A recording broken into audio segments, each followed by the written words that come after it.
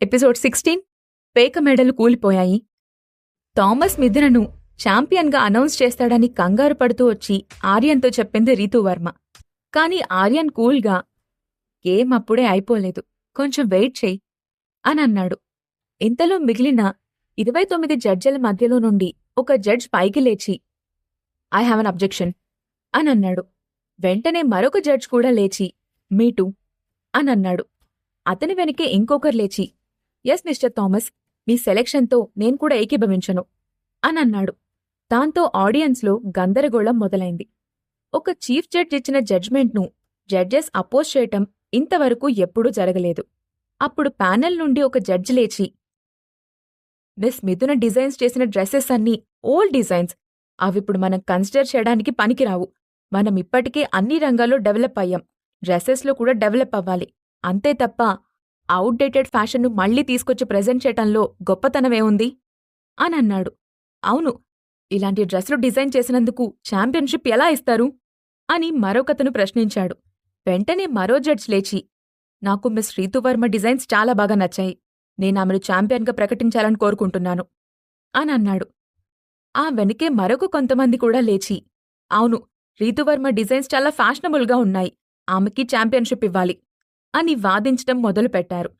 ఒకే ఈవెంట్లో different opinions form అవ్వటంతో అక్కడంతా గజిబిజిగా మారిపోయింది. జడ్జెస్ అందరూ 2 గ్రూపులుగా విడిపోయారు. ఒక గ్రూప్ మిథునకు సపోర్ట్ చేస్తుంటే మరొక గ్రూప్ రీతూవర్మకు సపోర్ట్ చేస్తోంది. అప్పుడు హోస్ట్ ముందుకొచ్చి ఇక్కడున్న భిన్నాభిప్రాయాలు వ్యక్తమవుతున్నందుకు మనమొక సరైన నిర్ణయం తీసుకోవాల్సిన అవసరం ఉంది, అందుకే డిజైనర్ రీతూవర్మను కూడా స్టేజ్ పైకి ఇన్వైట్ చేస్తున్నాను అని పిలవటంతో రీతూవర్మ స్టేజ్ పైకి వెళ్లి మిథున భరత్ల వైపు ఎగతాళిగా చూసి వాళ్లకి మాత్రమే వినిపించేలా నీ డ్రెస్సెస్ చాలా చెత్తగా ఉన్నాయి, ఈ ఇయర్ కూడా నేనే ఛాంపియన్ని అనంది.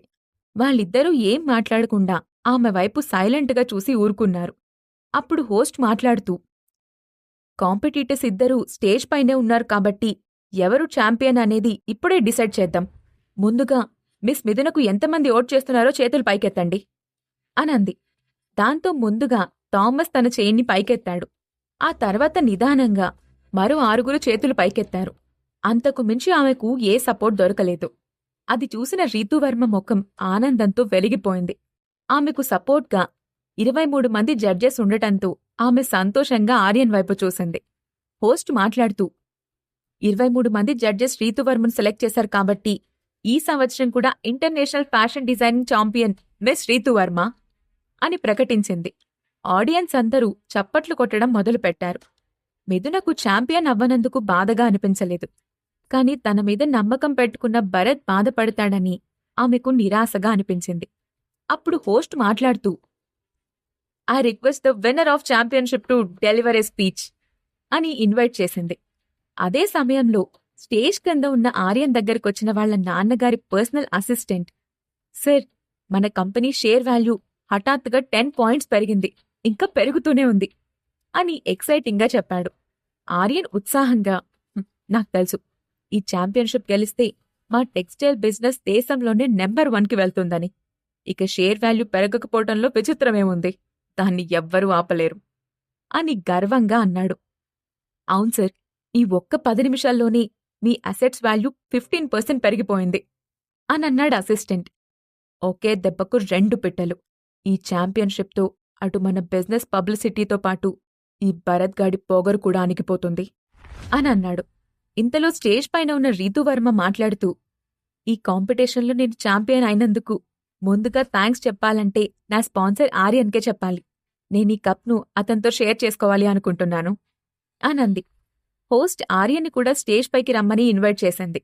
ఆర్యన్ ప్రౌడ్గా లేచి స్టేజ్ పైకి వెళ్లి భరత్ను సూటిగా చూసి వ్యంగ్యంగా నవ్వాడు. మిస్టర్ ఆర్యన్, మీరేదన్నా చెప్పాలనుకుంటున్నారా అని అడిగింది హోస్ట్. ఆర్యన్ మైక్ తీసుకుని నేను చెప్పాలనుకుంటున్నది ఒక్కటే, అందరూ ఛాంపియన్ అవ్వాలనుకుంటారు, కాని నిజమైన ఛాంపియన్ మాత్రమే గెలుస్తారు. మీకు బలం లేనప్పుడు ఛాంపియన్షిప్ కోసం ట్రై చేస్తే అవమానాలు మాత్రమే మిగులుతాయి అంటూ మిథున భరత్ల వైపు చూశాడు. ఆ మాటకు మిథున కళ్లల్లో నీళ్లు నిండిపోయాయి. భరత్ ఆమెతో నువ్వు అతని మాటలు పట్టించుకోవద్దు అని చిన్నగా అన్నాడు. మళ్లీ హోస్ట్ మాట్లాడుతూ 3 సార్లు ఇంటర్నేషనల్ ఫ్యాషన్ డిజైనింగ్ ఛాంపియన్షిప్ ట్రోఫీని గెలుచుకున్నందుకు మిస్ రీతూ వర్మను మరొక్కసారి అభినందిద్దాం. అలాగే ఆమె గత 2 ఏళ్ల ఛాంపియన్షిప్ గెలిచిన అద్భుతమైన క్షణాలను మళ్ళీ ఒకసారి స్క్రీన్ పైన చూద్దాం అంటూ స్క్రీన్ వైపు తిరిగింది. వెంటనే స్క్రీన్ పైన వీడియో ప్లే అవ్వడం మొదలైంది. రీతూ వర్మ మొదటిసారిగా ఛాంపియన్షిప్ గెలుచుకున్న వీడియో ప్లే అవుతూ ఉంది. రీతూ వర్మ గర్వంగా నవ్వుకుంటుంది. ఇంతలో హఠాత్తుగా స్క్రీన్పై దృశ్యం మారిపోయి వీడియోలో ఆర్యన్ కనిపించాడు. మిస్టర్ ఆర్యన్, మేము రీతూ వర్మను ఛాంపియన్గా సెలెక్ట్ చేయాలంటే మాకు 10 లక్షలు సరిపోవు, 20 లక్షలు కావాలి అని అడిగాడు ఒక వ్యక్తి. అతనెవరో కాదు, కాసేపటి క్రితం రీతూ వర్మకు సపోర్టుగా మాట్లాడిన జడ్జ్. వెంటనే మరో జడ్జ్తో మాట్లాడుతున్న క్లిప్ ప్లే అయింది. నాకు 30 లక్షలు ఇస్తేనే మీరు చెప్పిన పని చేస్తాను అని అంటున్నాడతను. ఆ విధంగా ఒకరి తర్వాత ఒకరు లంచాలు తీసుకుంటున్నట్టుగా వీడియో స్క్రీన్ పైన ప్లే అవుతూ ఉంది. దాన్ని చూసి అక్కడున్న వాళ్లంతా ఆశ్చర్యంతో నోరు తెరిచారు. ముందుగా తేరుకున్న ఆర్యన్, ఇక్కడేం జరుగుతుంది? ముందు దాన్ని ఆపేయండి, అవన్నీ ఫేక్, అందులో ఉన్నది మేం కాదు అని ఆవేశంగా అరిచాడు. కాని అతని మాటలు ఎవ్వరూ పట్టించుకోలేదు. అక్కడున్న జడ్జిలందరూ లంచాలు తీసుకుని రీతూ వర్మను విన్నర్గా సెలెక్ట్ చేశారనే విషయం ప్రతి ఒక్కరికి అర్థమైంది. ఇంతలో స్క్రీన్పై వీడియో ఆగిపోయింది. అప్పుడు ఆర్యన్ పెద్దగా, మీరివన్నీ నమ్మద్దు, రీతూ వర్మ ఇప్పటికే 2 సార్లు ఛాంపియన్ అయింది. ఆమె ఈసారి ఛాంపియన్షిప్ గెలుచుకోవటంలో ఆశ్చర్యమేముంది? దానికి మేము ఎవ్వరికీ లంచం ఇవ్వలేదు, అవన్నీ ఫేక్ వీడియోలు అని గట్టిగా అరిచాడు. అతని మాటలు పూర్తవ్వకుండానే స్క్రీన్పై మరో వీడియో ప్లే అవ్వడం మొదలైంది. అందులో రీతూ వర్మతో పాటు ఎవరో అమ్మాయి కూడా ఉంది. ఆ వీడియోలో ఉన్న అమ్మాయి, మేడం ప్లీజ్ వద్దు, నా డిజైన్ తీసుకోవద్దు, నాకు దీన్ని అమ్మడం ఇష్టం లేదు మేడం, నేను దీన్ని కాంపిటీషన్కి తీసుకెళ్లాలనుకుంటున్నాను, ప్లీజ్ మేడం అంటూ బతిమిలాడుతుంది. కాని రీతూ వర్మ ఆమె ముందు డబ్బులు పెట్టేసి, నీ డిజైన్ వాల్యూ 20,000, ఇక నుండి ఈ డిజైన్ నాది, నువ్వు దీని గురించి ఎక్కడా నోరెత్తడానికి వీల్లేదు, లేదంటే నీ ప్రాణాలు పోతాయి అంటూ బెదిరిస్తుంది. ఆ వీడియో చూసిన వెంటనే ఆడియన్స్లో కోపం తారాస్థాయికి చేరింది. ఇప్పటిదాకా రీతూ వర్మ తన టాలెంట్తో 2 సార్లు ఛాంపియన్షిప్గా గెలిచింది అనుకుంటున్నారు. కాని ఇలా మోసం చేసి గెలిచిందని ఎవ్వరూ ఊహించకపోవటంతో ఆడియన్స్ అందరూ ఒక్కసారిగా, రీతూ వర్మ, నీకు స్టేజ్పై ఉండే అర్హత లేదు, ముందు మీద్దరూ కిందకి దిగిపోండి అంటూ గొడవ చేయడం మొదలుపెట్టారు. ఒక్క క్షణంలో అంతా తారుమారవ్వటంతో భరత్ వైపు అనుమానంగా చూశాడు ఆర్యన్. ఇంతలో ఆర్యన్ దగ్గరికి వచ్చిన అసిస్టెంట్, సార్, మార్కెట్లో ఉన్న షేర్ వాల్యూ పడిపోతుంది అని హడావిడిగా చెప్పాడు. ఎంత పడిపోయింది అని కోపంగా అడిగాడు ఆర్యన్.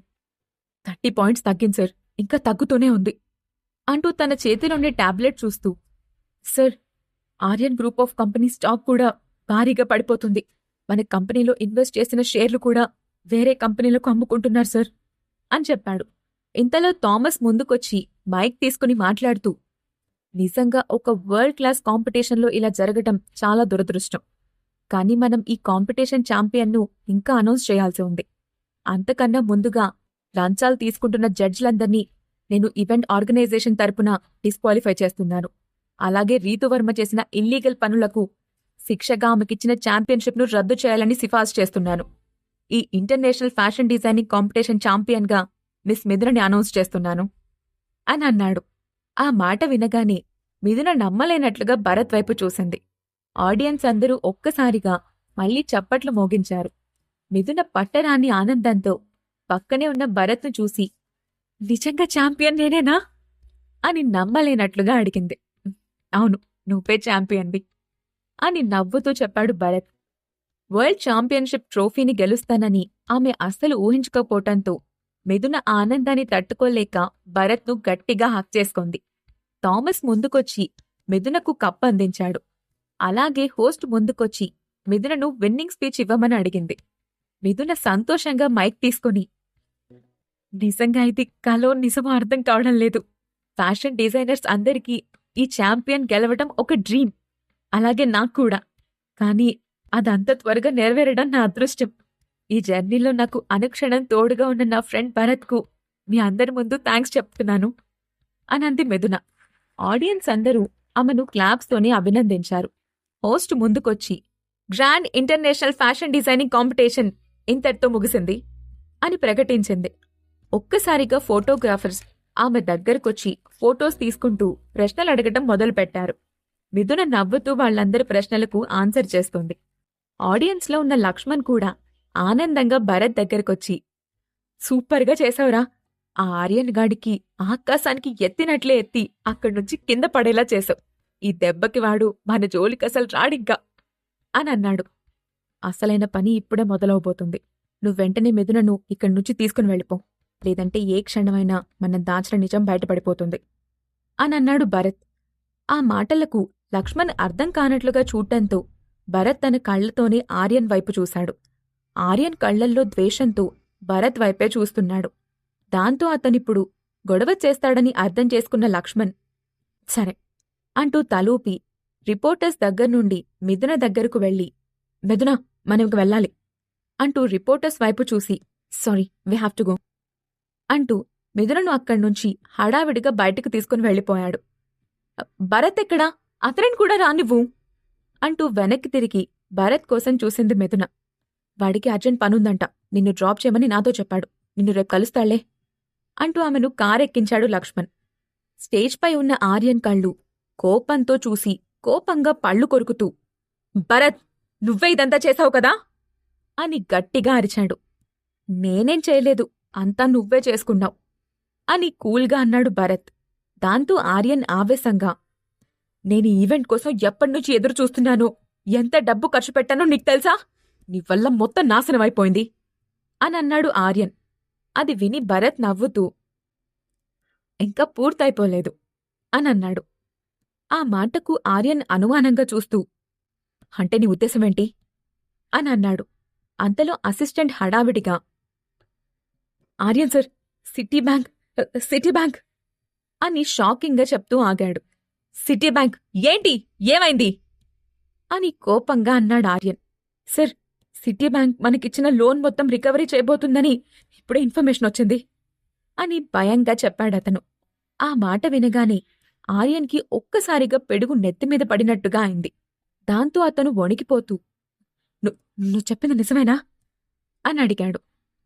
అతనెందుకు అబద్ధం చెప్తాడు ఆర్యన్, అది నిజమే అయ్యుంటుంది అని నవ్వుతూ అన్నాడు భరత్. భరత్ రెచ్చగొడుతూ ఉండటంతో ఆర్యన్ కోపంగా పళ్ళు బిగిస్తూ తాను స్టేజ్పై ఉన్నానని మర్చిపోయి భరత్ పైకి వెళ్లబోయాడు. సెక్యూరిటీ అలర్ట్ అయ్యి అతనిని పట్టుకుని మోకాళ్లపై కూర్చోబెట్టి 2 చేతులు వెనక్కి పట్టుకున్నారు.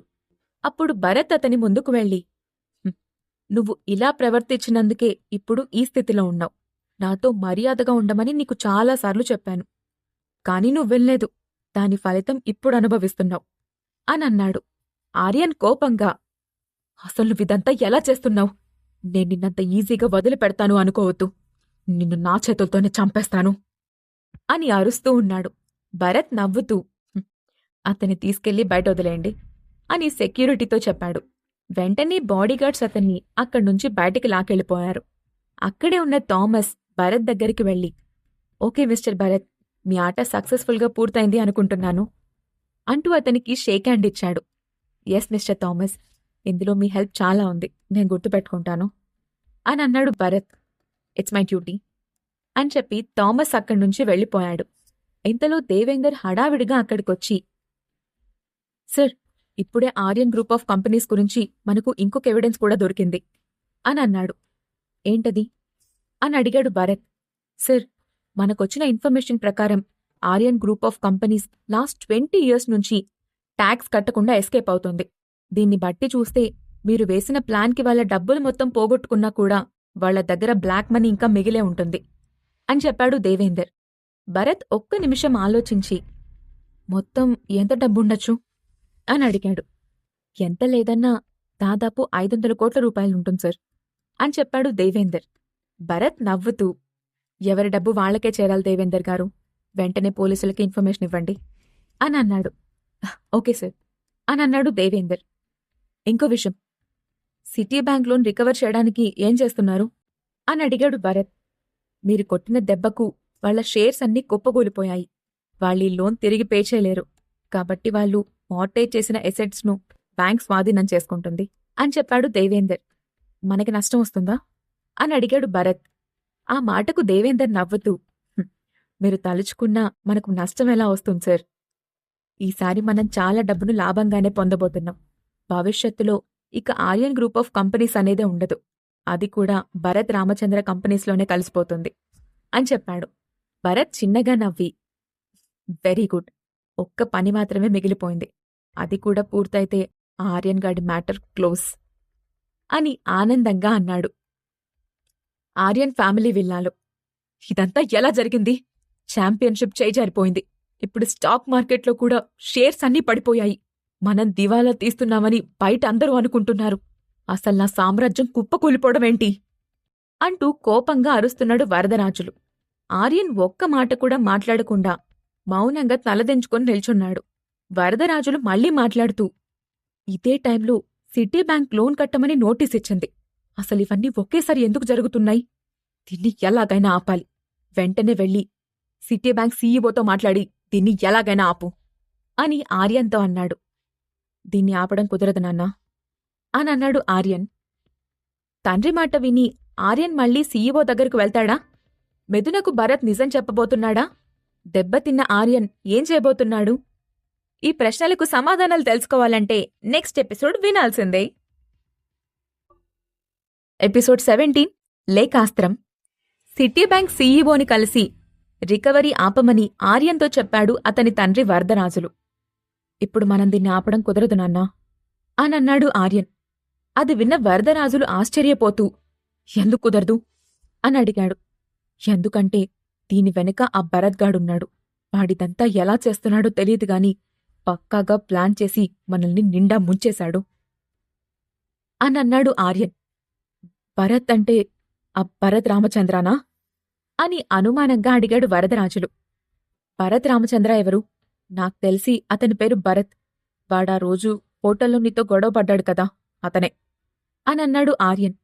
ఆ మాట వినగానే వరదరాజులు అదిరిపడ్డాడు.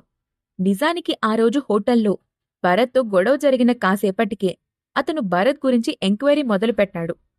అతని ఐడెంటిటీ గురించి తెలుసుకోవటం చాలా కష్టమైనప్పటికీ పొలిటికల్గా తనకున్న పలుకుబడిని మొత్తం ఉపయోగించి అతను రామచంద్ర ఫ్యామిలీస్కి వారసుడు అని తెలుసుకున్నాడు. అతనికెదురు వెళ్తే తనకే నష్టమని అర్థం కావటంతో తనకు జరిగిన అవమానాన్ని దిగమింగుకొని భరత్ గురించి ఆలోచించడం మానేశాడు వరదరాజులు. కాని తన కొడుకు నేరుగా వెళ్లి అతనితోనే గొడవ పెట్టుకుంటాడని ఊహించలేదు. విషయం మొత్తం అర్థం కావటంతో వరదరాజులు కోపం ఆపుకోలేక ఆర్యన్ చెంపపై గట్టిగా కొట్టి, ఇదంతా నీవల్లే జరిగింది. గొడవలు పెట్టుకునేటప్పుడు వాడెవడో, వాడి బ్యాక్గ్రౌండ్ ఏంటో తెలుసుకోవాల్సిన పనిలేదా? ఎవరితో పడితే వాడితో గొడవలు పడితే చివరికి ఇలాగే జరుగుతుంది అనన్నాడు. ఆ మాటకు ఆర్యన్ చిరాగ్గా, నానా, ఆ భరత్గాడు ఒక బార్లో వెయిటర్. వాడితో గొడవ పెట్టుకుంటే ఏమవుతుంది అని అడిగాడు. వరదరాజులు వెంటనే కోపంగా అరుస్తూ, ఎవడ్రా వెయిటర్? వాడు వెయిటర్ కాదు, రామచంద్ర ఫ్యామిలీకి వారసుడు భరత్ రామచంద్ర. మనలాంటి వాళ్లని 100 మందిని వరుసగా నుంచోబట్టి కొనగలడు. ఈ సంగతి తెలియక నువ్వాణ్ణి తీసుకొచ్చి నన్నెత్తిన పెట్టావు అని గట్టిగా అరుస్తూ అన్నాడు. అది వినగానే ఆర్యన్ నోరు తెరుచుకుని నిల్చుని ఉండిపోయాడు. ఇంతలో హఠాత్తుగా తలుపు తోసుకొని దాదాపు 20 మంది పోలీసులు నేరుగా లోపలికొచ్చారు. వరదరాజులకు ఏం జరుగుతుందో అర్థం చేసుకునేలోపే వాళ్లందరి మధ్యలో నుండి ఒక ఆఫీసర్ ముందుకొచ్చి, సార్, మిమ్మల్ని మీ అబ్బాయిని అరెస్ట్ చేస్తున్నాం అని చెప్పాడు. అది విన్న వరదరాజులు షాక్ అవుతూ, నేనెవరో మీకు తెలుసు కదా, జీహెచ్ఎంసీ మేయర్ని అని అన్నాడు. అప్పుడు ఆఫీసర్, సారీ సార్, ఆల్రెడీ మిమ్మల్ని పదవి నుండి తప్పించి 10 నిమిషాలవుతుంది. కాసేపట్లో మీకు అఫీషియల్గా లెటర్ కూడా వస్తుంది. అంతేకాదు, మిమ్మల్ని అరెస్ట్ చేయమని మాకు వారెంట్ కూడా ఉంది అని చెప్పాడు. అసలు మమ్మల్ని ఎందుకు అరెస్ట్ చేస్తున్నారో తెలుసుకోవచ్చా అని ఆవేశంగా అడిగాడు ఆర్యన్. మీరు 20 ఏళ్లుగా ట్యాక్స్ కట్టకుండా ప్రభుత్వాన్ని మోసం చేస్తున్నారు. అందుకే మిమ్మల్ని అరెస్ట్ చేస్తున్నాం అని అన్నాడు ఆఫీసర్. What nonsense! నేనిప్పుడే మీ పై ఆఫీసర్కి కాల్ చేస్తాను అంటూ మొబైల్ తీసి హయ్యర్ అఫీషియల్స్ అందరికీ కాల్ చేశాడు. కాని ఒక్కరు కూడా అతని కాల్ను లిఫ్ట్ చేయడం లేదు. దాంతో ఆర్యన్ చిరాగ్గా ఫోన్ నేలకేసి విసురుకొట్టాడు. ఇంక మనం బయలుదేరదామా అంటూ తండ్రి కొడుకులిద్దర్నీ చూస్తూ అడుగుతూనే వాళ్ళిద్దరికీ హ్యాండ్ కఫ్స్ వేసి బయటికి తీసుకెళ్లిపోయారు పోలీసులు. హోటల్లో తన క్యాబిన్లో కూర్చుని ఉన్న భరత్ దగ్గరకొచ్చిన దేవేందర్, సార్, ఇప్పుడే ఇన్ఫర్మేషన్ వచ్చింది. ఆర్యన్తో పాటు వరదరాజుల్ని కూడా పోలీసులు అరెస్ట్ చేశారు. మీరనుకున్నట్లే ఇప్పుడా ఫ్యామిలీ దగ్గర ఒక్క పైసా కూడా మిగల్లేదు అని చెప్పాడు. ఆ మాట వినగానే భరత్ మొహం విజయగర్వంతో వెలిగిపోయింది. దాంతో భరత్ అక్కడ్నుండి పైకి లేచి, సరే నేనింక వెళ్తాను, మిగతా విషయాలన్నీ మీరు చూసుకోండి అని దేవేందర్తో చెప్పి అక్కడ్నుంచి కిందకు దిగాడు. ఎలివేటర్ నుండి బయటకొచ్చిన భరత్కు హఠాత్తుగా ఎవరో అమ్మాయి హడావిడిగా పరిగెత్తుకుంటూ వచ్చి అతన్ని గుద్దుకుని కింద పడిపోయింది. భరత్ ఆమెను పడకుండా పట్టుకుంటూ ఆమె ముఖం వైపు చూశాడు. ఆమె యూనియన్ ప్రెసిడెంట్ లేఖా అని చూసి అతను ఆశ్చర్యంగా, లేఖా, నువ్వేంటిక్కడా అని అడిగాడు. లేఖ కూడా అంతే ఆశ్చర్యంగా, భరత్, నువ్విక్కడేం చేస్తున్నావు అని అడిగింది. కాని అతను సమాధానం చెప్పకముందే వెనుక నుండి ఎవరో పెద్దగా అరుస్తూ, ఏయ్, ఏంటలా పారిపోతున్నావు? నువ్వడిగిన స్పాన్సర్షిప్ను నేనే ఇస్తాను, రా అంటూ అరుస్తూ ఉన్నాడు. భరత్ ఆ గొంతు వినిపించిన వైపు తల తిప్పి చూశాడు. ఎవరో ఒక వ్యక్తి నల్లగా లావుగా ఉండి లేఖ వైపే సూటిగా చూస్తూ ఉన్నాడు. కాని అతని మాటల్లో స్పాన్సర్షిప్ అనే పదం వినిపించటంతో భరత్ అర్థం కానట్టుగా లేఖ వైపు చూశాడు. లేఖ నోరు తెరిచి ఏదో చెప్పబోయింది. ఇంతలో లావుగా ఉన్న వ్యక్తి మాట్లాడుతూ, నువ్వు 5 లక్షలు అడిగావు, నేను దాన్ని ఫ్రీగా ఇవ్వలేను కదా అని అన్నాడు. లేఖ తడబడుతూ, దానికి బదులు మేం మీ కంపెనీ అడ్వర్టైజ్ చేస్తాం అనంది. అప్పుడు నల్లగా ఉన్న వ్యక్తి పెద్దగా నవ్వుతూ, 5 లక్షలకి ఒక చిన్న అడ్వర్టైజ్మెంట్ నాకెందుకు? నువ్వొక్కరోజు కాదు ఒక్కసారి నాతో ఉండు, అప్పుడు 5 లక్షలు కాదు కదా, 10 లక్షలు అడిగినా ఇస్తాను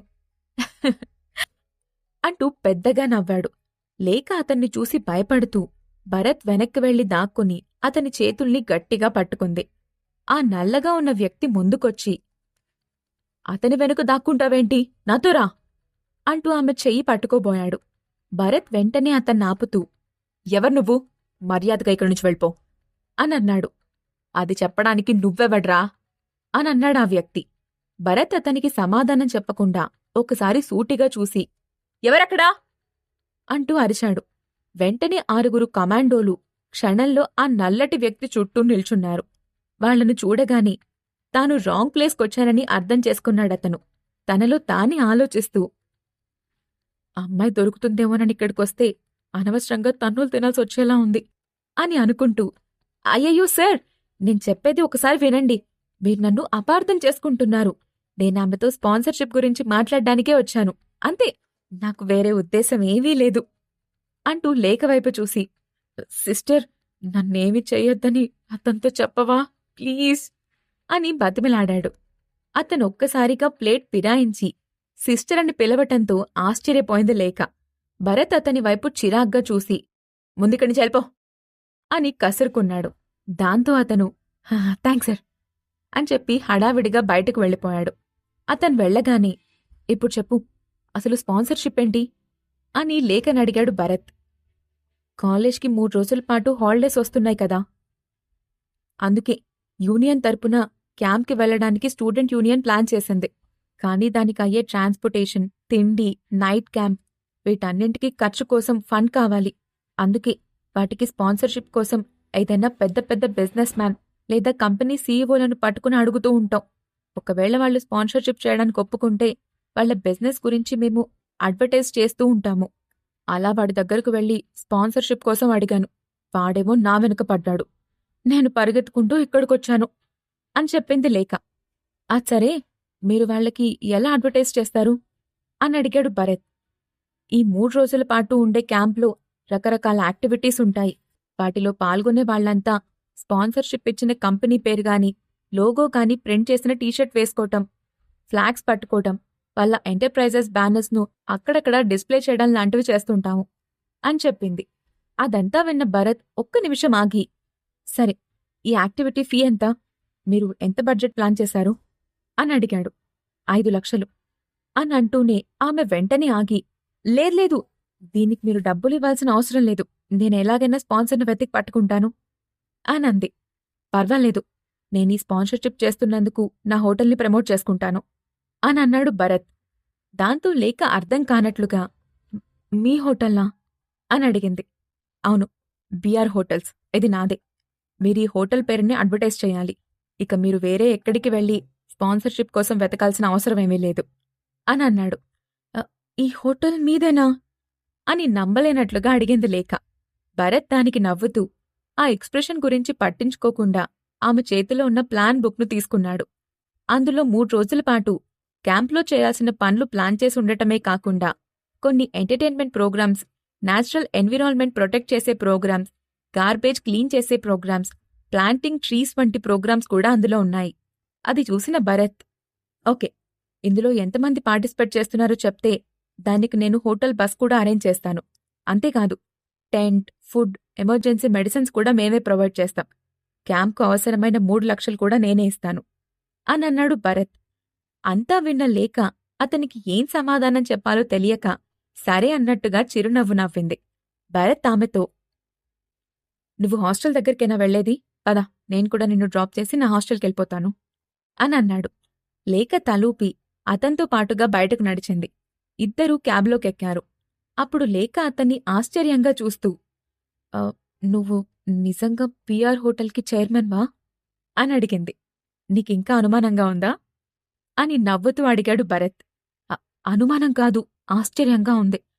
అయితే నువ్వు ఈవెంట్కి స్పాన్సర్ చేస్తున్నావు కాబట్టి యాక్టివిటీస్లో కూడా పార్టిసిపేట్ చేయొచ్చు కదా అని అతని వైపు చూసి ఆశగా అడిగింది లేఖ. భరత్ ఒక్క క్షణం ఆలోచించి, "నేను దీని గురించి మళ్ళీ చెప్తాను" అని అన్నాడు. "సర్లే, కాని నువ్వొస్తే బావుంటుంది" అనంది లేఖ. భరత్ చిన్నగా తలూపి, "మీ యూనియన్లో ఇంకా ఏమేం జరుగుతుంటాయి?" అని అడిగాడు. దాంతో ఆమె ఆనందంగా దారి పొడవునా అతనికి యూనియన్లో జరిగే విషయాల గురించి ఎక్స్‌ప్లెయిన్ చేస్తూ ఉంది. ఇంతలో ఆమె హాస్టల్ రావటంతో భరత్ ఆమెను డ్రాప్ చేసి తిరిగి తన హాస్టల్కొచ్చేశాడు. అతను రూమ్కి వెళ్లిన వెంటనే లక్ష్మణ్ అతన్ని హగ్ చేసుకుని, "చాలా బాగా ప్లాన్ చేశావురా. ఆ రీతూవర్మ ఛాంపియన్షిప్ గెలిచిందని చెప్పినప్పుడు నేనెంత టెన్షన్ పడ్డానో నీకు తెలీదు. ఒళ్లంతా చెమటలు కూడా పట్టేశాయి.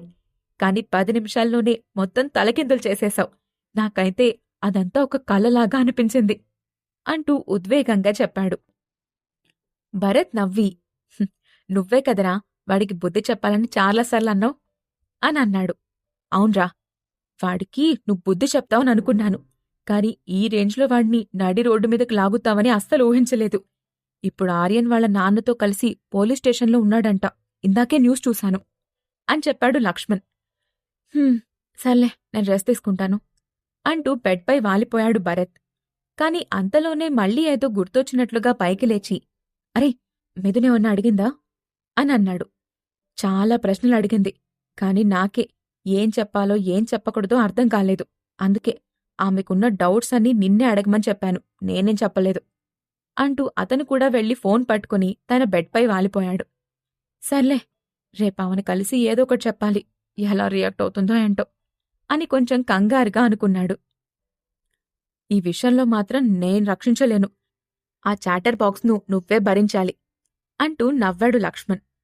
ఆ రోజు ఉదయాన్నే లక్ష్మణ్తో కలిసి క్లాస్కొచ్చాడు భరత్. ఇద్దరూ నేరుగా వెళ్లి వెనుక బెంచ్లో కూర్చున్నారు. భరత్ కళ్ళు మిథున కోసం వెతికాయి. కాని ఆమింకా క్లాస్కి రాలేదు. ఇంతలో ప్యూన్ రాజా క్లాస్లోకొచ్చాడు. ఆమె వెనుకే ఒక అందమైన అమ్మాయి కూడా వచ్చింది. అందరూ ఆమెను చూడగానే ఒక్కసారిగా సైలెంట్గా మారిపోయారు. అప్పుడు రాజా ఆమెతో, "మేడం, ఇదే మీ క్లాస్ రూమ్" అని చెప్పాడు. ఆమె అందం చూసి ఆశ్చర్యపోయిన లక్ష్మణ్, "ఎవర్రామె?" అని చిన్నగా అడిగాడు. "కొత్త స్టూడెంట్ అన్నా, మీ క్లాసే" అని నవ్వుతూ చెప్పి వెళ్ళిపోయాడు రాజా. గుండ్రని ముఖం, షార్ట్ హెయిర్, ఫెయిరీ లుక్తో ఉన్న ఆమె జీన్స్ ప్యాంట్, టీషర్ట్ వేసుకుని చాలా అందంగా కనిపిస్తోంది. అబ్బాయిలందరి కళ్ళు ఆ అమ్మాయిపైనే ఉన్నాయి. "హాయ్, నా పేరు ధన్య" అని క్లాస్కి తనను తాను పరిచయం చేసుకుందా అమ్మాయి. "ధన్య, నైస్ నేమ్" అని ఆమెనే చూస్తూ చెప్పాడు లక్ష్మణ్. ఆమె ఏం మాట్లాడకుండా ముందుకు నడిచింది. అందరూ ఆమె ఎక్కడ కూర్చుంటుంది అని ఆశ్చర్యంగా చూస్తున్నారు. ఆమె నిదానంగా వెళ్లి భరత్ పక్కనే ఉన్న బెంచ్పై కూర్చుని అతని వైపు చిన్నగా చూసి నవ్వింది. అది చూసిన లక్ష్మణ్ ఉడుక్కుంటూ, "వచ్చిన అమ్మాయిలందరికీ నువ్వే కావాలి. నాకు ఒక్కళ్ళను కూడా వదిలిపెట్టవా?" అనన్నాడు. "ఇప్పుడు నేనేం చేశాన్రా?" అని అయోమయంగా అడిగాడు భరత్. "ఆ అమ్మాయి కూడా నిన్నే చూసి నవ్వుతుంది" అని నిష్ఠూరంగా చెప్పాడు లక్ష్మణ్. "అదేం లేదు, నువ్వేదేదో ఊహించుకుంటున్నావు" అంటూ కొట్టిపారేశాడు భరత్. కాని ఆమె నిజంగానే తననే చూస్తుందని భరత్ కూడా గ్రహించాడు. దాంతో ఆమె వైపు చూసి ఇబ్బందిగా నవ్వి హలో అంటూ పలకరించాడు. ఇంతలో మిథున క్లాస్ రూంలోకొచ్చింది. దాంతో భరత్ అలర్ట్ అవుతూ బుక్లోకి చూశాడు. మిథున నేరుగా వెళ్లి తన ప్లేస్లో కూర్చుంది. వెంటనే ఆమె పక్కనే ఉన్న రూప, మిథునా, చూస్తుంటే నీకు కొత్త కాంపిటీషన్ వచ్చినట్టుంది అనంది. దేని గురించి మాట్లాడుతున్నావు? నాకర్థం కావట్లేదు అనంది మిథున. ఒక్కసారి చూడు అంటూ కళ్లతోనే ధన్యవైపు చూపించింది ఆ అమ్మాయి. భరత్ పక్కనే ఉన్న బెంచ్లో కూర్చొని అతన్నే చూస్తూ ఉన్న ధన్యను గమనించింది మిథున. ఎవరా అమ్మాయి అని అడిగింది మిథున. చెప్పాను కదా నీ కాంపిటీషన్ అని. న్యూ జాయినింగ్ అంట. పేరు ధన్య అని చెప్పింది రూప. వెంటనే భరత్ వైపు తల తిప్పి చూసింది మిథున. భరత్ కూడా అదే సమయంలో ఆమెను చూడటంతో కళ్లతోనే ఏంటి సంగతి అన్నట్టుగా బెదిరించింది. భరత్ వెంటనే తల అడ్డంగా ఊపుతూ మళ్లీ బుక్లోకి తల దూర్చాడు. ఇంతలో లెక్చరర్ క్లాస్లోకి రావటంతో క్లాస్ మొదలైపోయింది. లంచ్ టైం కావటంతో భరత్, లక్ష్మణ్లిద్దరూ మెస్ దగ్గరికి వెళ్తున్నారు. వాళ్ల వెనుకే నడుస్తూ వెళ్తోంది ధన్య. అది గమనించిన లక్ష్మణ్, అరే, ఏంటి అమ్మాయి మనల్ని ఫాలో అవుతుంది అని అనుమానంగా అన్నాడు. దాంతో భరత్ అక్కడే ఆగి ఆమె వైపు తిరిగి, ధన్య, నువ్వు మన క్లాస్లో అమ్మాయిలనెవరన్నా ఫ్రెండ్స్ చేసుకో. వాళ్లతో కలిస్తే నీకు మంచి ఫ్రెండ్స్ అవుతారు వాళ్ళు అని చెప్పాడు. నో సార్, నాకిక్కడ ఫ్రెండ్స్ అవసరం లేదు అనంది ధన్య. సార్నా, నువ్వు నన్ను భరత్ అని పిలవచ్చు అని అన్నాడు భరత్. నో సార్, అలా పిలవటానికి నాకు పర్మిషన్ లేదు అని చెప్పింది ధన్య. ఆ మాట వినగానే లక్ష్మణ్, భరత్లిద్దరూ ఏం అర్థం కానట్టుగా ఒకరి మొహాలొకరు చూసుకున్నారు. ఇంతకీ ఎవరు ధన్య? ఆమె రాకతో కథలో జరగబోతున్న మార్పులేమిటి?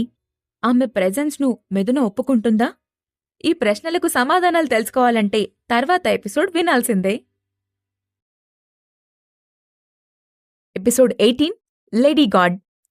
ధన్యతో తనను పేరు పెట్టు పిలవమని చెప్తాడు భరత్. అప్పుడామె అలా పిలవడానికి తనకు పర్మిషన్ లేదని చెప్తుంది. అది విని ఆశ్చర్యపోయిన భరత్, పర్మిషన్ లేదా? అదేంటి అని అన్నాడు. నేనిక్కడికి మీ బాడీగార్డ్గా వచ్చాను. నన్ను మీ మేనేజర్ దేవేందర్ పంపించారు. కాలేజ్లో మీ సెక్యూరిటీ నా రెస్పాన్సిబిలిటీ అని చెప్పింది ధన్య. ఆ మాట వినగానే భరత్ తల పట్టుకుంటూ, ఈ దేవేందర్కి వద్దని చెప్పినా ఎందుకిలాంటి పనులు చేస్తున్నాడు? కాలేజ్లో కూడా బాడీగార్డ్స్ ఎందుకు? నాకేం అర్థం కావట్లేదు. ఇక్కడ నాకేమవుతుంది అని విసుక్కుంటూనే, సరే, నువ్వు మరీ నన్ను ఇంతలా ఫాలో అవ్వాల్సిన పనిలేదు. ఇక్కడ ఒక స్టూడెంట్ లాగానే ఉండు. ఏదన్నా అవసరమైనప్పుడు మాత్రమే రియాక్ట్ అయితే చాలు. ప్రతి చిన్నదానికి ముందుకు రాకు అని చెప్పాడు. ఎస్ సార్ అని అంది ధన్య. ముందలా పదే పదే సార్ అని పిలవడం ఆపు అని అన్నాడు భరత్. ఓకే సార్ అని అంది ధన్య. అబ్బా అంటూ తల పట్టుకున్నాడు భరత్. అది చూసి లక్ష్మణ్ నవ్వుకుంటూ, నీ పని బావుందిరా బాబు. అమ్మాయిలందరూ వద్దన్నా నీ చుట్టూనే తిరుగుతున్నారు అని అంటూనే మెస్ వైపుకు నడిచాడు. ఇంతలోనే దేవేందర్ దగ్గర్నుండి మెసేజ్ రావటంతో దాన్ని ఓపెన్ చేశాడు భరత్. సార్, మీకోసం ఒక గార్డ్ని అపాయింట్ చేశాను అని అందులో ఉంది. దాంతో భరత్ వెంటనే అతనికి కాల్ చేశాడు. కాల్ లిఫ్ట్ చేసిన దేవేందర్, హలో సార్, మీరామెను కలిశారా అని అడిగాడు. ఇదంతా చేయాల్సిన అవసరం ఏమొచ్చింది దేవేందర్ గారు అని కొంచెం చిరాగ్గా అన్నాడు భరత్. సార్, ఆమె పనిలో చాలా ఎఫిషియెంట్, మోస్ట్ పవర్ఫుల్ గార్డ్. నేను మీకోసం అతి కష్టం మీద ఆమెను అపాయింట్ చేశాను అని చెప్పాడు. అది విని భరత్ కళ్ళు ఆశ్చర్యంగా ముడుచుకున్నాయి. అతి కష్టం మీద అంటే ఆమె నిజంగానే అంత టాలెంటెడా? నేనామెను చూసి కేవలం ఒక మామూలు అమ్మాయి అనుకున్నాను అని అన్నాడు. దేవేందర్ వెంటనే, లేదు సార్, ఆమె గురించి ముందు ముందు మీకే అర్థమవుతుంది. మీరామె వల్ల కొంచెం కూడా బాధపడాల్సిన అవసరం లేదు. ఒక్క మాటలో చెప్పాలంటే ఆమె మీకోసం ఏదైనా చేస్తుంది అని అన్నాడు. సరే సరే, నాకర్థమైంది అని ఫోన్ పెట్టేశాడు భరత్. దేవేందర్ చెప్పిన దాని ప్రకారం ధన్యకి కాలేజ్లో భరత్ ఎస్కాట్ వర్క్ తప్ప వేరే విషయాలపై ఆమెకు ఇంట్రెస్ట్ లేదని తెలుస్తుంది. భరత్ వద్దని చెప్పినా అతని వెనకే వెళ్తుంది ధన్య.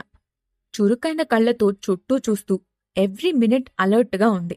భరత్ ఆమెతో, చూడు ధన్య, ఇది కాలేజ్. ఇక్కడ ఎలాంటి ప్రాబ్లమ్స్ రావు. నువ్వు అంతగా కంగారు పడకు. ముందు ప్రశాంతంగా భోంచేయి అని అన్నాడు. ధన్య సరే అంటూ తల ఊపి భరత్ లక్ష్మణ్లకి ఎదురుగా కూర్చుని తినటం స్టార్ట్ చేసింది. ఇంతలో తన ఫ్రెండ్స్తో కలిసి మెస్లోకొచ్చింది మిథున. ఎదురెదురుగా కూర్చుని తింటున్న భరత్ ధన్యలను చూడగానే ఆమె ముఖం మారిపోయింది. ఆమెను చూసిన లక్ష్మణ్ తలదించుకొని, రేయ్, మిథున చాలా కోపంగా ఉన్నట్టుంది, ఇటే వస్తుంది, జాగ్రత్త అని హెచ్చరించాడు. మిథున నేరుగా భరత్ దగ్గరకొచ్చి, భరత్, నిన్న సడన్గా ఎక్కడికెళ్ళిపోయావు? అంత అర్జెంట్ పనే ఉంది. ఇప్పుడు ఈ అమ్మాయి ఎవరు? నీతో ఎందుకు కూర్చుంది? నీకు బాగా తెలుసా ఈ అమ్మాయి అని అడిగింది. భరత్ నవ్వి, ఇన్ని ప్రశ్నలు ఒకేసారి అడిగితే ఎలా చెప్పు? నిన్న వేరే ఫ్రెండ్ కాల్ చేసి కలవమని అడిగితే హడావిడిగా వెళ్లాల్సొచ్చింది. ఇంక ఈ అమ్మాయి విషయానికొస్తే ఈమె పేరు ధన్య, మన క్లాస్లో కొత్తగా జాయిన్ అయింది అని చెప్పి, ధన్య, ఈమె మిథున, మన క్లాసే అని ఇద్దరినీ ఒకరికొకరిని పరిచయం చేశాడు. హాయ్ అని పలకరింపుగా నవ్వింది మిథున. కాని ధన్య ఆమె వైపు ఎలాంటి ఎక్స్ప్రెషన్ లేకుండా చూసి మళ్లీ పట్టించుకోనట్లుగా తినడం మొదలుపెట్టింది. ఆమె ప్రవర్తన చూడగానే మిథునకు కోపం ముంచుకొచ్చేసింది. వెంటనే భరత్ వైపు మింగేసేలా చూసింది. అతను నెమ్మదిగా, నువ్వామె గురించి తప్పుగా అనుకోవద్దు, త్వరగా ఎవ్వరితోనూ కలవలేదు అంటూ ఆమెకి మాత్రమే వినిపించేలా చెప్పాడు. అతను చెప్పింది విని మిథున, నీతో మాత్రమే మాట్లాడుతుందా అని కోపంగా గొనిగింది. అదేం లేదు, నువ్వేదేదో ఊహించుకోకు, ముందు కూర్చుని తిను, ఇవన్నీ ఆమె వింటే బావుండదు అని అన్నాడు. దాంతో మిథున రుసరుసలాడుతూనే భరత్ పక్కనే కూర్చొని లంచ్ స్టార్ట్ చేసింది. ఇంతలో నవ్వుతూ అక్కడికొచ్చింది లేఖ. ఆమెను చూడగానే, హలో లేఖ అంటూ పలకరించాడు Bharat.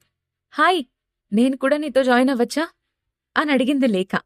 Yeah sure, why not అని అన్నాడు భరత్.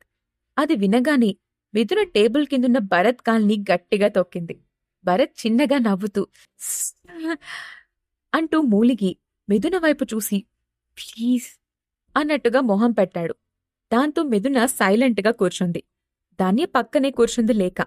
ముగ్గురు అమ్మాయిలతో భరత్ని చూసిన లక్ష్మణ్, వీడి పనే బావుంది, బృందావనంలో గోపికల మధ్య కృష్ణుడులా మధ్యలో హాయిగా తింటున్నాడు అని నవ్వుకున్నాడు. లక్ష్మణ్కి మాత్రమే కాదు, ఆ సన్నివేశం చూస్తున్న మెస్లో ఉన్న వాళ్ళందరికీ కూడా అదే అనిపించింది. కాని లేఖ వచ్చి కూర్చోగానే మిథున మనసులో ఏదో అలజడి మొదలైంది.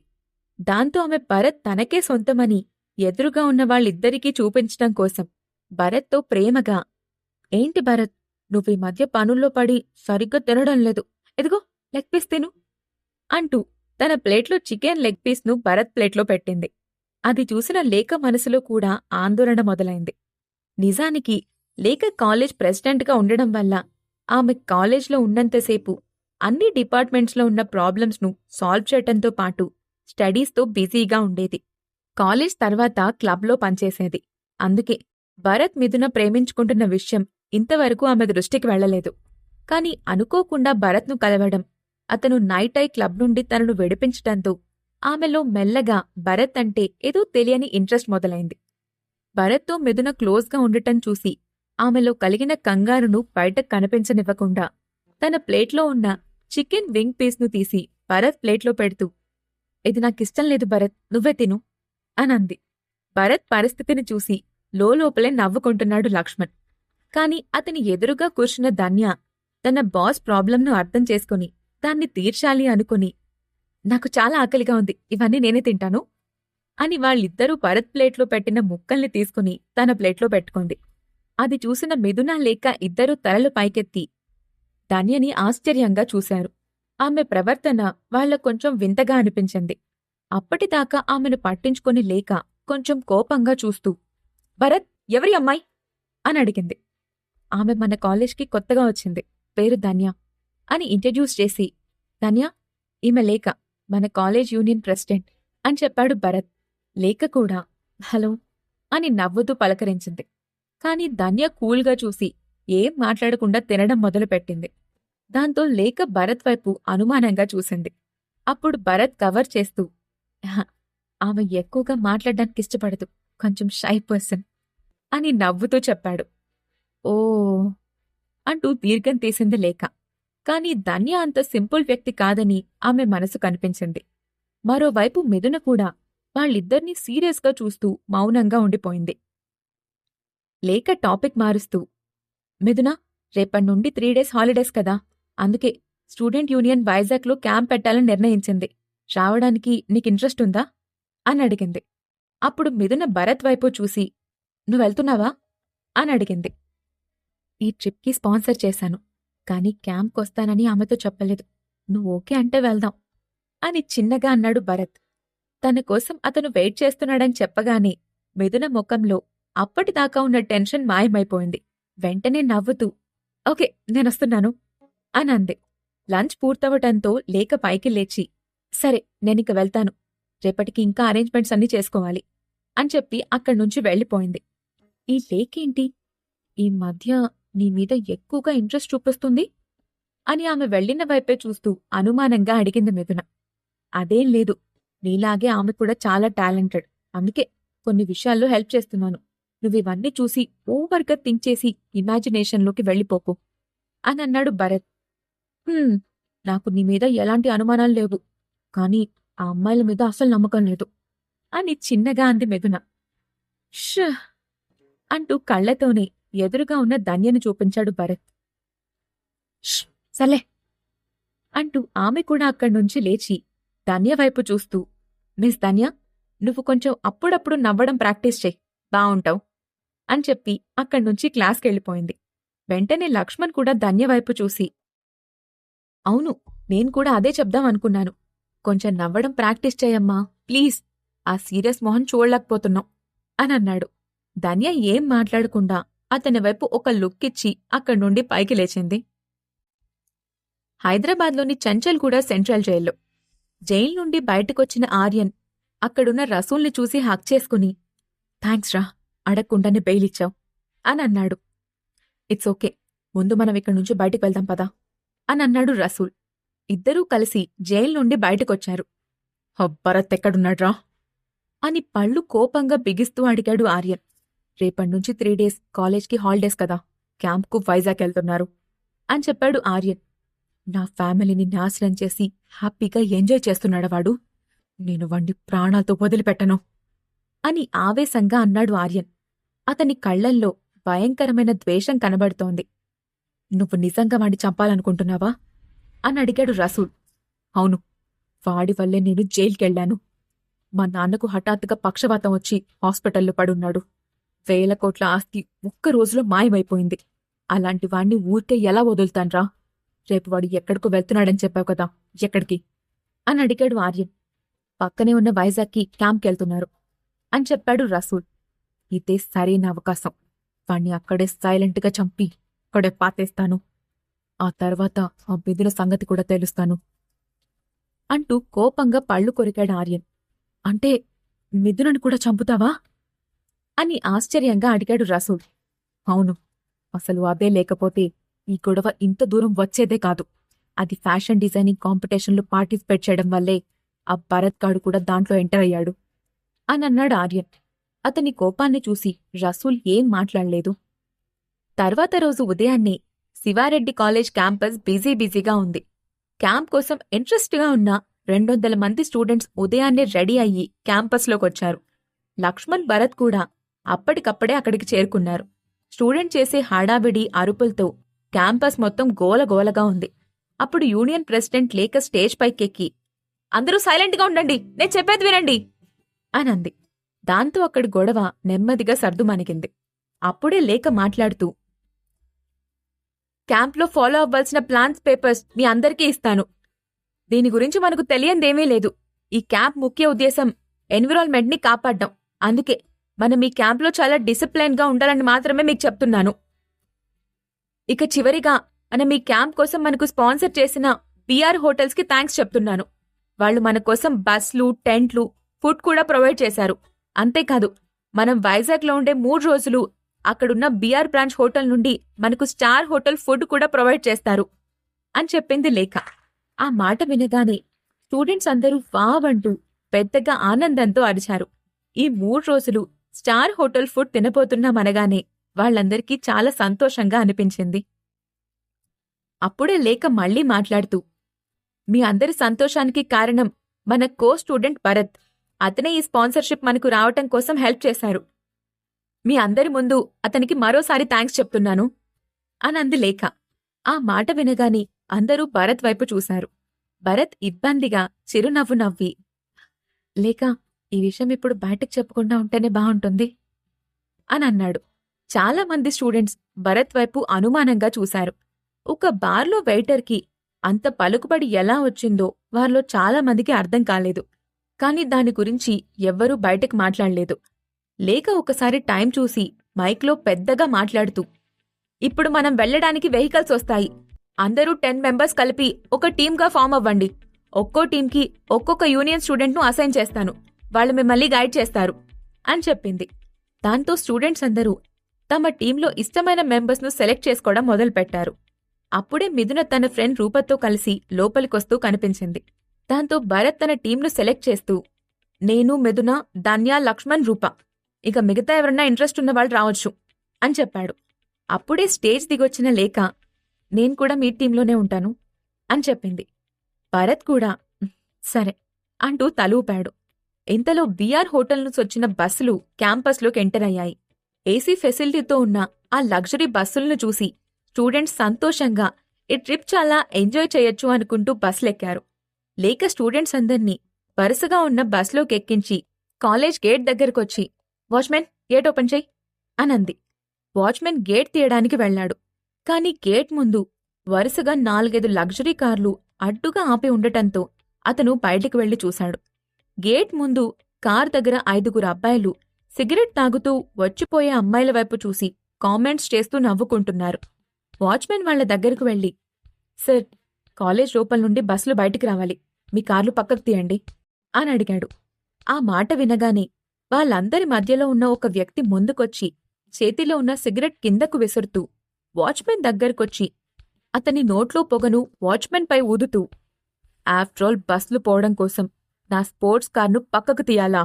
మేం వెళ్లేదాకా వెయిట్ చేయండి అని బెదిరిస్తూ వాచ్మెన్ని వెనక్కి నెట్టేశాడు. హఠాత్తుగా బస్లాపి గొడవ చేస్తున్న ఆ వ్యక్తెవరు? జైలు నుండి బెయిల్పై విడుదలైన ఆర్యన్ ఏం చేయబోతున్నాడు? వైజాగ్ ప్రయాణంలో వచ్చే మలుపులెన్ని? ఈ ప్రశ్నలన్నిటికీ సమాధానాలు తెలుసుకోవాలంటే నెక్స్ట్ ఎపిసోడ్ వినాల్సిందే. ఎపిసోడ్ 19 బావుంటుంది నువ్వు నవ్వితే. కాలేజ్ గేట్ ముందు పెట్టిన కార్లు తీయమని వాచ్మెన్ వచ్చి అడగటంతో అతన్ని బెదిరించి వెనక్కి నెట్టారు ఆ కార్లు పెట్టిన వ్యక్తులు. దాంతో వాచ్మెన్ తిరిగి గేట్ దగ్గరకొచ్చి, మేడం, గేట్ ముందు చాలా కార్లు అడ్డంగా పెట్టున్నాయి, వాళ్లు పక్కకు తీయడానికి ఒప్పుకోవడం లేదు అని చెప్పాడు. అప్పుడే లేక వెంటనే గేట్ దాటి బయటకొచ్చి వాళ్ల వైపు చూస్తూ, హలో, ఎక్స్క్యూజ్ మీ కార్లు మా గేట్కి అడ్డుగా ఉన్నాయి, మా బస్సులు బయటకు వెళ్ళాలి, మీరు వాటిని పక్కన పార్క్ చేయండి అని చెప్పింది. అది విని వాచ్మెన్ను నెట్టిన వ్యక్తి మళ్లీ ముందుకొచ్చి లేఖను తేరిపారా చూస్తూ, వావ్, సో సెక్సీ అని వెనుక ఉన్న తన ఫ్రెండ్స్తో, జై విమల్, ఇప్పటిదాకా మనం రోడ్డు మీద అమ్మాయిల్నే చూస్తున్నాం, కానీ కాలేజ్లో ఉన్న అందాలను మిస్ అయిపోయాంరా అంటూ ఆమె దగ్గరకు వెళ్లాడు. ఇంతలో లోపల నుండి బస్ హారన్ వినిపించింది. అది విని విమల్ గేట్ బయట నుండి లోపలున్న బస్సుల వైపు చూస్తూ, రేయ్, లోపల చాలా బస్సులున్నాయి మావా, అందులో ఎంతమంది అందమైన అమ్మాయిలున్నారో, మనం లోపలికెళ్ళి చూద్దామా అంటూ అడుగు ముందుకు వేశాడు. అంతలోనే ఆగిపోతూ, రే రతన్, ఆ బస్ మీద బిఆర్ హోటల్స్ పేరుంది అని చెప్పాడు విమల్. ఉంటే ఏంట్రా, ఆ హోటల్ బిల్డింగ్కి ఆర్కిటెక్చర్ చేసింది మా ఫ్యామిలీనే, ఆ బస్సులు చూసి మన వాళ్ళకి భయపడాల్సిన పనేం లేదు అని అన్నాడు. రతన్ ఫ్యామిలీకి సిటీలోనే నెంబర్ 1 ఆర్కిటెక్చర్ కంపెనీ ఉంది. హైదరాబాద్లోని కన్స్ట్రక్షన్ చేసే ఏ హై లెవెల్ బిల్డింగ్ అయినా మొదటి ప్రయారిటీ రతన్ ఫ్యామిలీ రన్ చేసి ఆర్కిటెక్చర్ కంపెనీకే ఉంటుంది. ఒక రకంగా చెప్పాలంటే హైదరాబాద్ సిటీలోనే వాళ్లది one of the richest family అని చెప్పాలి. బస్సు కదలకపోవటంతో లోపల ఉన్న స్టూడెంట్స్ అందరూ విండోలో నుంచి బయటికి తొంగి చూస్తూ ఉన్నారు. అక్కడేదో గొడవ జరుగుతున్నట్టుగా ఉంది, లేఖనెవరో టీస్ చేస్తూ ఉన్నారు అని బస్లో నుండి బయటకు చూస్తూ అంది రూప. ఆ మాట వినగానే భరత్ కిందకు దిగాడు. అతని వెనకే ధన్య కూడా దిగింది. లేఖ వాళ్లతో, మీరు ముందిక్కడ్నుంచి కార్లు అడ్డు తీయండి, లేదంటే పోలీసులకి కాల్ చేస్తాను అని కోపంగా అంది. అది చూసిన రతన్ నవ్వుతూ, రే మావా, ఈ పాపకి కోపం వస్తుంది, పోలీసులకి కాల్ చేస్తుందంట, ఇప్పుడు మనం ఏం చేద్దాం, భయంతో దాక్కుందామా అని అన్నాడు. ఆ మాటకు అందరూ ఎగతాళిగా ఆమె చుట్టూ చేరి నవ్వుతూ ఉన్నారు. వాళ్ళంతా రిచ్ ఫ్యామిలీకు సంబంధించిన అబ్బాయిలని అక్కడ పార్క్ చేసి ఉన్న కార్లను చూస్తేనే తెలుస్తుంది. అందుకే వాళ్ళు పోలీసులకు కూడా భయపడటం లేదని అర్థం చేసుకుంది లేఖ. ఇంతలో అక్కడికొచ్చిన భరత్, లేఖ నువ్వు వెనక్కిరా, ఇది నేను డీల్ చేస్తాను అని అన్నాడు. కాని వాళ్ళు చాలా క్రేజీగా ఉన్నారు అని చిరాగ్గా అంది లేఖ. ఇంతలో ధన్య ముందుకొచ్చి, ఇది నేను చూసుకుంటాను అనంది. అప్పుడే మొదటిసారిగా ఆమెను చూశాడు రతన్. అంత అందమైన అమ్మాయిని అతని కళ్లకు మొదటిసారిగా కనిపించినట్లుగా ఫీలయ్యాడు. దాంతో అతను ఆనందంగా, ఎస్ ఎస్ మీరు వెళ్ళండి, నన్ను ఈమె చూసుకుంటుందిలే అని నవ్వుతూ అన్నాడు. ధన్య అతన్ని మాటల్ని పట్టించుకోలేదు. తన దృష్టిలో కేవలం భరత్కి ప్రొటెక్ట్ చేయడమే ఆమె పని. అందుకే ఆమె ముందుకొచ్చింది. ధన్య అక్కడున్న అబ్బాయిలందరి వైపు ఒకసారి సూటిగా చూసింది. ఎదురుగా అంత అందమైన అమ్మాయిని చూసిన ఆ 5గురు ఆమె వైపే ఆశగా చూస్తూ నిల్చున్నారు. రతన్ వెంటనే, షేయ్ ఎలాగైనా ఈ అమ్మాయి నాకు కావాలి అని అన్నాడు. ఓకే మావా అంటూ రతన్ వెనుకనున్న 4 ధన్యను పట్టుకోవడం కోసం ఆమె ముందుకొచ్చారు. ధన్య ఒక్కసారిగా గాల్లోకెగురుతూ పల్టీలు కొట్టి కళ్ళు మూసి తెరిచేంతలోపు రతన్ చుట్టూ ఉన్న 4 వ్యక్తుల్ని పడగొట్టి మళ్లీ రతన్ ముందుకొచ్చి నిల్చుంది. ఒక్క క్షణం పాటు అక్కడేం జరిగిందో ఎవ్వరికీ అర్థం కాలేదు. మ్యాజిక్ జరిగినట్లుగా ఆ 4 నేలమీద పడిపోయి మూలుగుతున్నారు. లేఖ కళ్లల్లో ఊహించని షాక్ కనపడుతోంది. బస్లో నుండి తొంగి చూస్తున్న స్టూడెంట్స్ అందరూ ఆ దృశ్యాన్ని చూసి స్టన్ అయిపోయారు. బస్ విండోల నుండి చూస్తున్న రూప కూడా. ధన్యకి ఫైట్ చేయడం కూడా తెలుసా? ఆమె చూడ్డానికి చాలా సాఫ్ట్గా ఉంటుంది, కానీ 4 మగాళ్ళని ఒకేసారి నేల కరిపించేసింది. ఇట్స్ రియల్లీ గ్రేట్ అని అంది రూప. అదే బస్లో ఉన్న లక్ష్మణ్, నువ్వు కూడా నేర్చుకోవచ్చు కదా రూపా, నాకు బాడీగార్డ్గా చేసుకునేవాణ్ణి అని ఆమెను ఆట పట్టించాడు. రూప అతని వైపు సీరియస్గా చూసి, నీకెందుకు బాడీగార్డ్, నువ్వేమైనా టాటానా బెర్లానా అని వెటకారంగా అంది. దాంతో లక్ష్మణ్ నోరు మూతపడింది. ధన్య టాలెంట్ చూసిన రతన్ కూడా ఆశ్చర్యపోయాడు. అయినా నవ్వుతూ ఆమె దగ్గరకు వెళ్ళి, బేబీ నువ్వు నాకు నచ్చవు, నాతో వచ్చేసేయ్, నీకేం కావాలంటే అదిస్తాను, కార్ వెల్లా ఏదైనా సరే అని ఎగ్జైటింగ్గా అడిగాడు. ధన్య తల తిప్పి భరత్ వైపు చూసింది. అతను చిరునవ్వు నవ్వాడు. ధన్య కళ్ళు కూడా నవ్వుతున్నట్టుగా అనిపించాయి. అప్పుడు ధన్య తన దగ్గరికొచ్చిన రతన్కి తన చెయ్యినందించింది. అది చూసి రతన్ సంతోషంగా, ఇంత త్వరగా ఒప్పుకుంటావని నేను అనుకోలేదు, కమాన్ బేబీ అంటూ ఆమెను కార్ దగ్గరికి తీసుకెళ్లబోయాడు. కాని ధన్య ఒక్కసారిగా అతని చేతిని మెలితిప్పి పిడికిలి బిగించి అతని మొహంపై గట్టిగా కొట్టింది. ఆ మెచ్చిన పంచ్కి రతన్ నోటి నుండి రక్తం బయటకొచ్చింది. రతన్ ఆ దెబ్బను ఏమాత్రం ఊహించకపోవటంతో అతని మైండ్ బ్లాక్ అయిపోయింది. కళ్ళు బైర్లు కమ్ముతున్నాయి. సరిగ్గా నిలబడలేకపోతున్నాడు. మర్యాదగా 2 నిమిషాల్లో ఈ ప్లేస్ ఖాళీ చేయండి అనన్నాడు భరత్. కాని రతన్ తన చేతిని కార్పై పెట్టి బ్యాలెన్స్ చేసుకుని నిల్చుంటూ, ఒక్క ఫోన్తో మీ అందరి అందు తెలుస్తాను అని వేలు చూపించి భరత్కి వార్నింగ్ ఇచ్చాడు. ఇంతలో ఎవరో హఠాత్తుగా, రతన్ నోరు మూసుకో అని గట్టిగా అరిచారు. దాంతో రతన్ వెనక్కి తిరిగి చూశాడు. అక్కడ రసూల్ కనిపించటంతో అతను చిరాగ్గా, రసూల్ నువ్వెందుకు నన్ను ఆగమంటున్నావు అని కోపంగా అన్నాడు. రసూల్ అతన్ని ఆపుతూ, నువ్వు సైలెంట్గా ఉండు అని హడావిడిగా భరత్ ముందుకు వెళ్ళి, భరత్ అతనికి నీ గురించి తెలీదు, వదిలేసే, వాళ్ళు మా ఫ్యామిలీ ఫ్రెండ్స్, నేను వాళ్ళకి అర్థమయ్యేలా చెప్తాను, కార్లని ఇప్పుడే పక్కకు తీమని చెప్తాను అని అంటూనే కిందపడి మూలుగుతున్న రతన్ ఫ్రెండ్స్ వైపు చూసి, లేచి త్వరగా కార్లని పక్కకు తీయండి అని చెప్పాడు. అది విన్న రతన్, రసూల్ నువ్వు వాడికెందుకు భయపడుతున్నావు అని ఆవేశంగా అతని దగ్గరకొచ్చాడు. కాని రసూల్ అతని మాటలు పట్టించుకోకుండా భరత్తో, సారీ భరత్, ఈ విషయాన్ని అంత సీరియస్గా తీసుకోవద్దు అని అన్నాడు. రసూల్ ఆర్యన్ ఫ్రెండ్ కావటంతో ఆర్యన్ విషయంలో ఏం జరిగిందో అతనికి మొత్తం తెలిసే ఉంటుందని, అందుకే తనతో పెట్టుకోవడానికి భయపడుతున్నాడని ఊహించాడు భరత్. దాంతో ఏం మాట్లాడకుండా లేక ధన్యతో పాటు వెనక్కి నడిచాడు. కార్లన్నీ పక్కకు తీయటంతో కాలేజ్లో నుండి బస్సులు బయటకు వెళ్లాయి. అప్పటి వరకు మౌనంగా ఉన్న రతన్ కోపంగా రసూల్ దగ్గరకొచ్చి, నీకేమన్నా పిచ్చి పట్టిందా, నన్నెందుకు ఆపావు, ఈరోజు వాడి సంగతి అటో ఇటో తేల్చేసేవాణ్ణి అని కోపంగా అన్నాడు. ఆల్రెడీ దానికి ప్లాన్ జరుగుతుంది, నువ్వాణ్ణి ఇక్కడే ఆపేస్తే వాడి చావు ఇంకొంచెం లేట్ అవుతుంది అని మనసులో అనుకుని రతన్ భుజంపై చేయి వేసి, నువ్వాడితో డైరెక్ట్గా గొడవ పెట్టుకోవద్దు. ఇలా చేసి నా ఫ్రెండ్ ఇప్పుడు జైలు పాలయ్యాడు. అదే పరిస్థితి నీకు రాకుండా ఉండటానికే ఇప్పుడు నేను నిన్ను తప్పించాను. నువ్వు ముందు నీ ఫ్రెండ్స్ని తీసుకుని ఇక్కడి నుంచి వెళ్ళిపో అని అన్నాడు. రసూల్ ఫ్యామిలీ, రతన్ ఫ్యామిలీ చిన్నప్పట్నుండి తెలిసినవాళ్లు కావటంతో రతన్తో సమానంగా అందరూ రసూల్కి కూడా ఇంపార్టెన్స్ ఇస్తారు. అందుకే రతన్ కూడా రసూల్ చెప్పిన మాట విని ఇంకేం మాట్లాడకుండా ఫ్రెండ్స్తో కలిసి అక్కడ్నుంచి వెళ్ళిపోయాడు. కాలేజ్ బస్లు వైజాగ్ వైపు దూసుకెళ్తున్నాయి. మిథున తన పక్క సీట్లో కూర్చున్న ధన్య వైపు చూస్తూ, ధన్య, నువ్వు మార్షల్ ఆర్ట్స్ నేర్చుకున్నావా అని అడిగింది. ధన్య ఒక్క నిమిషం సైలెంట్గా ఉండి, కొంచెం తెలుసు అని మాత్రమే సమాధానం చెప్పింది. ఆమె ఎక్స్ప్రెషన్ చూస్తుంటే ఇంకేం చెప్పదలుచుకోలేదని అర్థమవ్వటంతో మిథున కూడా ఇంకేం మాట్లాడలేదు. కాసేపటి వరకు బస్ మొత్తం నిశ్శబ్దంగా మారిపోయింది. అప్పుడు లక్ష్మణ్ పైకి లేచి, అందరూ ఎందుకింత సైలెంట్గా ఉన్నారు? మనం క్యాంపుకెళ్తున్నట్టు లేదు, ఏదో సాంతాప దినానికెళ్తున్నట్టుగా ఉంది. మనం వైజాగ్ వెళ్లడానికి ఇంకా చాలా టైం పడుతుంది. అందరూ హాయిగా పాటలు పాడుకుంటూ ఎంజాయ్ చేస్తూ వెళ్ళొచ్చు కదా అనంటూ అందరినీ ఎంకరేజ్ చేసి వాళ్లని 2 గ్రూపులుగా డివైడ్ చేశాడు. వాళ్ల మధ్య అంతాక్షరి మొదలవటంతో క్షణంలో అక్కడి వాతావరణం మొత్తం ఆహ్లాదంగా మారిపోయింది. బస్సులన్నీ పెద్ద మ్యూజిక్ సౌండ్తో, పాటలతో దద్దరిల్లిపోతున్నాయి. అందరూ అంతాక్షరిలో మునిగిపోయి ఉన్నారు. అప్పుడు భరత్ పక్కనే కూర్చుని ఉన్న మిథున, భరత్, నువ్వు నా కోసం ఒక పాట పాడు అని అడిగింది. పాట? నేనా అని అన్నాడు భరత్.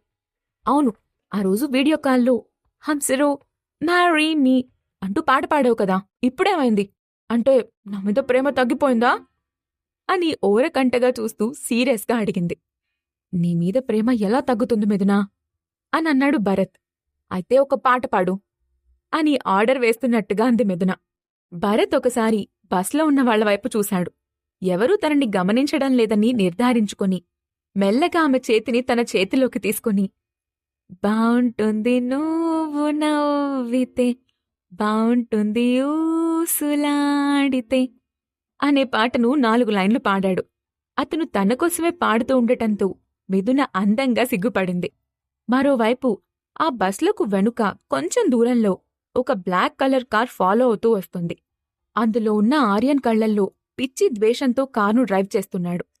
స్టూడెంట్స్ అల్లరి కేరింతల మధ్య అనుకున్న టైంకే బస్లు వైజాగ్ చేరాయి. సాయంత్రం 4 గంటలకు అందర్నీ ఆర్కే బీచ్కు తీసుకెళ్లింది లేఖ. అందరూ బీఆర్ హోటల్స్ లోగో ఉన్న బ్లూ కలర్ టీషర్ట్స్ వేసుకొనున్నారు. గాయ్స్, ఇది మన క్యాంప్లో ఫస్ట్ డే. మనం ఈ బీచ్లో క్లైమేట్ని ఎంజాయ్ చేస్తూ ఉంటాం. కానీ ఎవ్వరూ క్లీన్ చేయడానికి ఇష్టపడరు. గవర్నమెంట్ చేస్తూనే ఉంటుంది. కానీ మనం కూడా ఈరోజు ఈ బీచ్ని క్లీన్ చేస్తే చూసేవాళ్లకు కూడా బీచ్ని క్లీన్గా ఉంచుకోవాలనే థాట్ వస్తుంది. కాబట్టి ఈరోజు మనం చేయబోతున్న మొదటి పని ఇదే. స్టార్ట్ చేయండి అని చెప్పింది. దాంతో అందరూ బీచ్లో ఉన్న చెత్తనేరుతూ శుభ్రం చేయటం మొదలుపెట్టారు. 2 గంటలు గడిచేసరికి 2 కిలోమీటర్ల దూరం వరకు బీచ్ను క్లీన్ చేశారు. అప్పుడు లేఖ, థ్యాంక్ యూ గాయ్స్, అనుకున్నట్లుగానే మీరందరూ చాలా ఎక్సైటింగ్గా పార్టిసిపేట్ చేశారు. రేపు ఉదయాన్నే కంబాలకొండ ట్రెక్కింగ్కెళ్దాం. ఇప్పుడు మాత్రం బీచ్లో ఎంజాయ్ చేయండి అనంది. Thank you president, you are so kind అంటూ అందరూ బీచ్లో ఎంజాయ్ చేస్తున్నారు. ఉదయాన్నే 6 గంటలవుతుండగా బస్లన్నీ కంబాలకొండకు చేరుకున్నాయి. స్టూడెంట్స్ అందరూ ట్రెక్కింగ్ కోసం రెడీగా ఉన్నారు. ఇది 5 కిలోమీటర్ ట్రెక్కింగ్. అందరూ దీన్ని ఎంజాయ్ చేయండి. ఒంటరిగా పక్కకెళ్లొద్దు.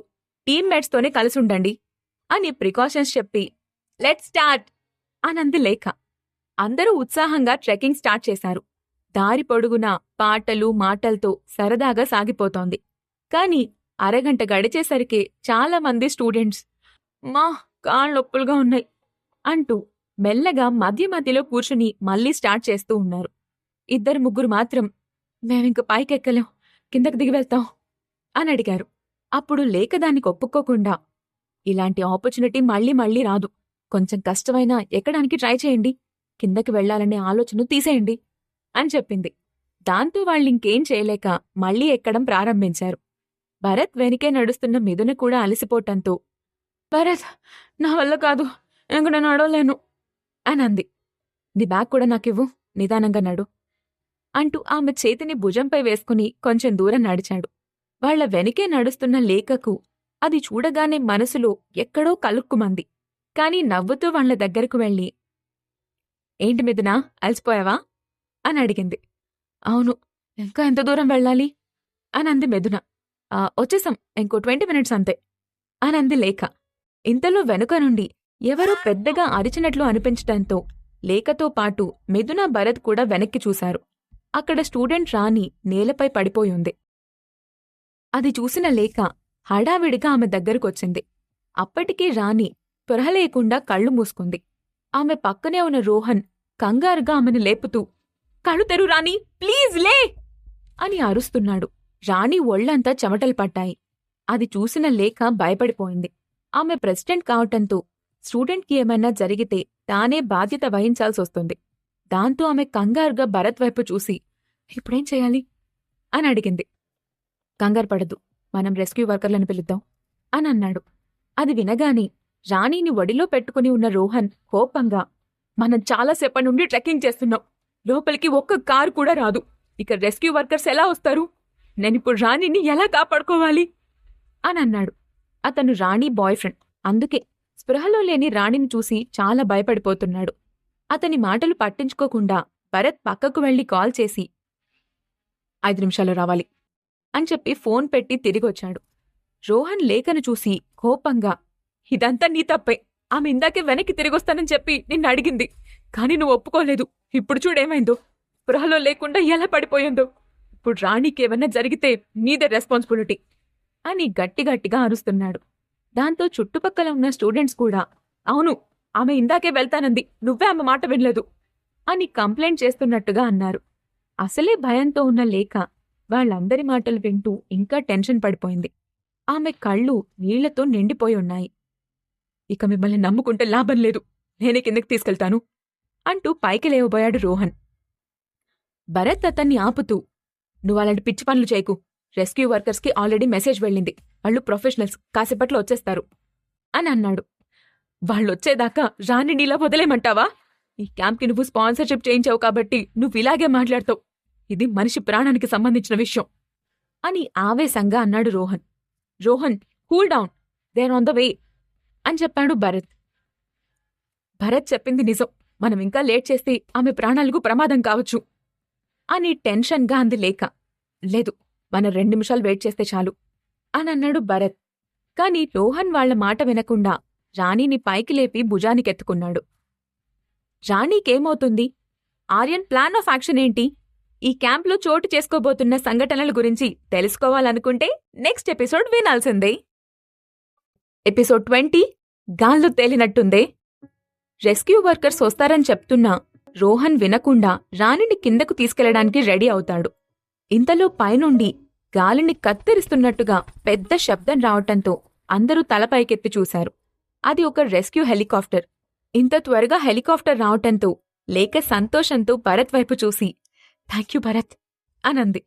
రెస్క్యూ వర్కర్స్ వస్తారంటే వాళ్లు కార్లోనో బస్లోనో నిదానంగా వస్తారని అందరూ అనుకున్నారు. కాని ఇలా గాల్లో నుంచి దిగుతారని ఎవ్వరూ ఊహించకపోవటంతో అందరూ ఆశ్చర్యంతో నోరు తెరిచారు. రేయ్, నువ్వు మిరాకిల్స్ చేస్తున్నావురా అని పైకి చూస్తూ అన్నాడు అక్కడే ఉన్న లక్ష్మణ్. హెలికాప్టర్ తక్కువెత్తులోకి కిందకొచ్చింది. అందులో నుండి ఫోల్డింగ్ ల్యాడర్ సహాయంతో ఒక వర్కర్ కిందకు దిగి స్పృహలో లేని రాణిని చెక్ చేసి, భయపడాల్సిందేమీ లేదు, ఇది హార్ట్ స్ట్రోక్ కాదు అని చెప్పాడు. ఆ మాట వినగాని అందరూ కాస్త తేలిగ్గా ఊపిరి పీల్చుకున్నారు. ఆమెను కిందకు తీసుకెళ్లి మెడికేషన్ ఇవ్వండి అని అన్నాడు భరత్. ఓకే సార్ అంటూ ల్యాడర్ సహాయంతో రాణిని కూడా హెలికాప్టర్లోకి ఎక్కించాడు వర్కర్. వెంటనే హెలికాప్టర్ అక్కడ్నుంచి పైకెగిరిపోయింది. రాణికి ఏం కాలేదని తెలియటంతో స్థిమితపడిన రోహన్, ఐమ్ సారీ, నేను కొంచెం తొందరపడ్డాను అని అన్నాడు. రాణి కింద హాస్పిటల్లోనే ఉంటుంది, ఒకవేళ నువ్విక్కడ్నుంచి తిరిగి వెళ్లాలనుకుంటే వెళ్ళిపోవచ్చు అని అన్నాడు భరత్. లేదు, ఆమె సేఫ్గానే ఉంటుందని నాకు నమ్మకం ఉంది, నేను కంటిన్యూ చేస్తాను అని అన్నాడు రోహన్. దాంతో తిరిగి అందరూ ట్రెక్కింగ్ మొదలుపెట్టారు. మిథున వెంటనే వెళ్లి భరత్ను వెనక్కి లాగుతూ, నువ్వు రెస్క్యూ హెలికాప్టర్ని ఎలా రప్పించావు? అసలు నీకివన్నీ ఎలా తెలుసు అని అనుమానంగా అడిగింది. ఆమె ప్రశ్నకు భరత్ ఒక్క క్షణం తడబడి, ఇదేమంత పెద్ద విషయం కాదు మిథునా, ఇలాంటి ట్రెక్కింగ్ జరిగే ప్లేసెస్లో ముందు జాగ్రత్తగా ఇలాంటివి ఏర్పాట్లన్నీ గవర్నమెంట్ చేస్తుంది. ఎవరికైనా ఇలాంటి సిచ్యువేషన్ వస్తే వెంటనే వాళ్ళకి ఇన్ఫార్మ్ చేస్తే హెల్ప్ కోసం రెస్క్యూ టీంని పంపిస్తారు. కాకపోతే హెలికాప్టర్ ప్రతిసారి అవైలబుల్లో ఉండకపోవచ్చు. మన అదృష్టం. ఈరోజు ఈ టైంకి హెలికాప్టర్ ఇక్కడే ఉండుంటుంది. అందుకే మనం ఇన్ఫార్మ్ చేయగానే పంపించారు అని కవర్ చేశాడు. మిథునకు అతను చెప్పిన విషయం కొంచెం కన్విన్సింగ్గానే ఉన్నా అతని వైపు అనుమానంగా చూసింది. భరత్ ఆమెను డైవర్ట్ చేస్తూ త్వరగా రా, అందరూ ముందుకెళ్ళిపోతున్నారు అంటూ ఆమె చేయి పట్టుకుని ముందుకు నడిచాడు. దాంతో మిథున కూడా ఆ సంగతి అక్కడే వదిలేసింది. కాసేపటికి అందరూ చెకింగ్ కంప్లీట్ చేసి కిందకు దిగారు. అప్పటికే బిఆర్ హోటల్ నుండి వచ్చిన వ్యాన్లో లంచ్ రెడీగా ఉండటంతో అందరూ ఆ కొండపైనే కూర్చుని లంచ్ చేశారు. ఒక స్టార్ హోటల్ భోజనాన్ని ప్రకృతి ఒడిలో తినడం అందరికీ ఒక డిఫరెంట్ ఎక్స్పీరియన్స్నిచ్చింది. వాళ్లకు కొంచెం దూరంలో ఉండి భరత్ని అబ్జర్వ్ చేస్తున్నాడు ఆర్యన్. ఒక్క క్షణం కూడా విడవకుండా వాళ్లని ఫాలో అవుతూ సరైన అవకాశం కోసం ఎదురుచూస్తున్నాడు. ఎదురుగా ఉన్న వాళ్లంతా కమ్మటి భోజనం చేస్తుంటే తాను మాత్రం అలా ఆకలి చంపుకుని ఉండాల్సిన స్థితికి తనను తీసుకొచ్చినందుకు అతనికి భరత్ మీద మరింత కోపం పెరిగిపోయింది. ఆ రోజు నైట్ స్టే అక్కడే అని, క్యాంప్ ఫైర్ కూడా ఉంటుందని, అప్పటి వరకు రెస్ట్ తీసుకోమని అనౌన్స్ చేసింది లేఖ. అది విని అందరూ సంతోషంగా thank you president, we love you అంటూ ఏకకంఠంతో అరిచారు. లేఖ చిన్నగా నవ్వింది. అందరూ జట్లు జట్లుగా ఏర్పడి అక్కడ ఉన్న కొండ అందాలను చూస్తూ ఎంజాయ్ చేస్తున్నారు. భరత్, లక్ష్మణ్లు దూరంగా నిల్చొని ఏదో మాట్లాడుకుంటూ ఉన్నారు. లేఖ, మిథున ఇద్దరూ అక్కడే ఉన్న రాయిపై కూర్చుని దూరంగా చూస్తూ ఉన్నారు. వ్యూ చాలా బావుంది కదా, మన సిటీలో ఇలాంటి పీస్ఫుల్ క్లైమేట్ ఉండదు. ఐ లైక్ ఇట్ అనంది మిథున. ఇదంతా భరత్ ఉండడం వల్లే ఈజీ అయింది. క్యాంప్ అనుకున్నట్టుగా హ్యాపీగా సాగుతుంది. స్పాన్సర్షిప్తో పాటు ఎక్కువగానే హెల్ప్ చేశారు అనంది లేఖ. ఆ మాటలు చెప్తున్నప్పుడు లేఖ గొంతులో భరత్పై వినిపించిన అభిమానం గమనించిన మిథునకు కొంచెం భయంగా అనిపించింది. భరత్ నీక్కూడా చాలా హెల్ప్ చేశారు కదా, ఫ్యాషన్ డిజైనింగ్ కాంపిటీషన్లో నిన్ను ఛాంపియన్గా చేయడం కోసం సపోర్ట్ చేశాడని విన్నాను అనంది లేఖ. మిథున అవును అన్నట్లుగా తలూపి నవ్వి ఊరుకుంది. సాయంత్రం అవుతుండగా అందరూ టెంట్లు తీసి రాత్రి పడుకోవడానికి వీలుగా సెట్ చేసుకున్నారు. అప్పుడే బిఆర్ హోటల్ నుండి వచ్చిన స్టాఫ్ కూడా కొంచెం దూరంలో ఫైర్ ఏర్పాటు చేసి స్టూడెంట్స్కి కావాల్సిన అన్ని ఐటమ్స్ను ఫ్రెష్గా ఉండటం మొదలుపెట్టారు. ఈలోగా క్యాంప్ ఫైర్ కూడా స్టార్ట్ అవటంతో వెంటనే స్టూడెంట్స్ అందరూ ఫైర్ చుట్టూ చేరారు. మ్యూజిక్ సిస్టమ్స్ ఆన్ చేసి కొంతమంది జంటలు జంటలుగా డాన్స్ చేస్తుంటే మరికొంతమంది చప్పట్లతో వారిని ఎంకరేజ్ చేస్తూ మధ్య మధ్యలో షఫుల్ చేస్తున్న ఐటమ్స్ను తెచ్చుకుని తింటూ చూస్తున్నారు. రే, నువ్వు కూడా మిథున్తో వెళ్ళి డాన్స్ చేయరా అని భరత్తో చిన్నగా అన్నాడు లక్ష్మణ్.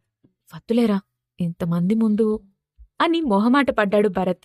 రే, మీద్దరూ లవర్స్ అని ఇక్కడున్న వాళ్లలో దాదాపు సగం మందికి తెలుసు. ఎవ్వరూ ఏమీ అనుకోరుగాని నువ్వుండు అంటూ సాంగ్స్ ఆపరేట్ చేస్తున్న స్టూడెంట్ దగ్గరకు వెళ్ళి రే, పవన్ కళ్యాణ్ సాంగ్ పెట్రా అనన్నాడు. పవన్ కళ్యాణ్ సాంగ్సా? కొత్త సినిమాలేం లేవు కదా అని అన్నాడు ఆ స్టూడెంట్.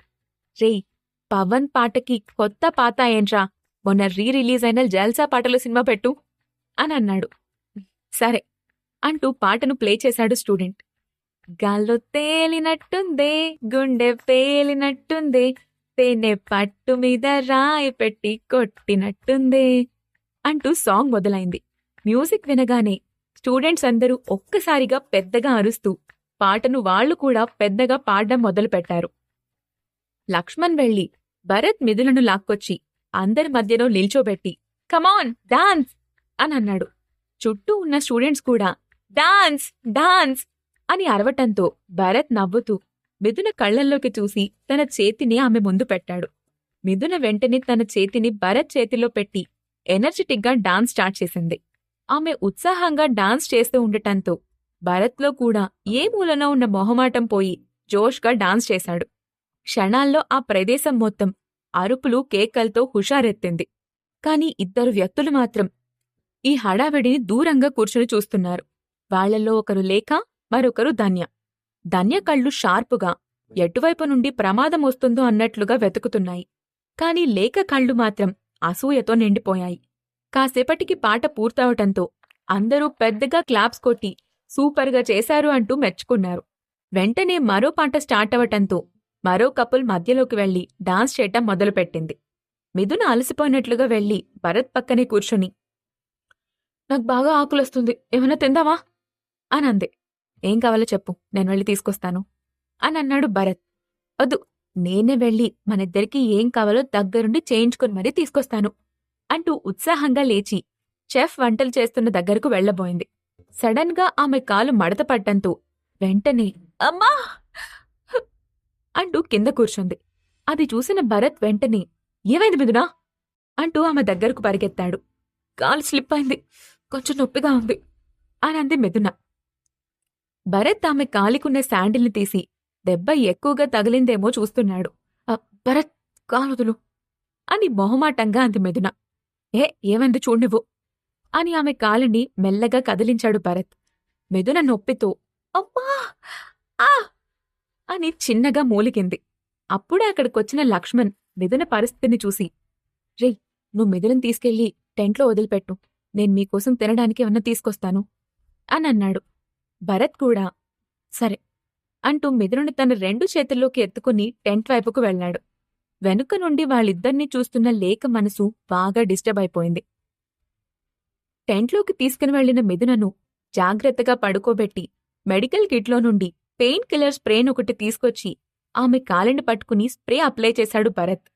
ఇంతలో లక్ష్మణ్ వాళ్లకోసం ఫుడ్ తీసుకురావటంతో భరత్ మిథునను నెమ్మదిగా లేపి కూర్చోబెట్టి ఫుడ్ తినిపించి, ఇక నువ్వు రెస్ట్ తీసుకో, నేను బయటుంటాను అని చెప్పాడు.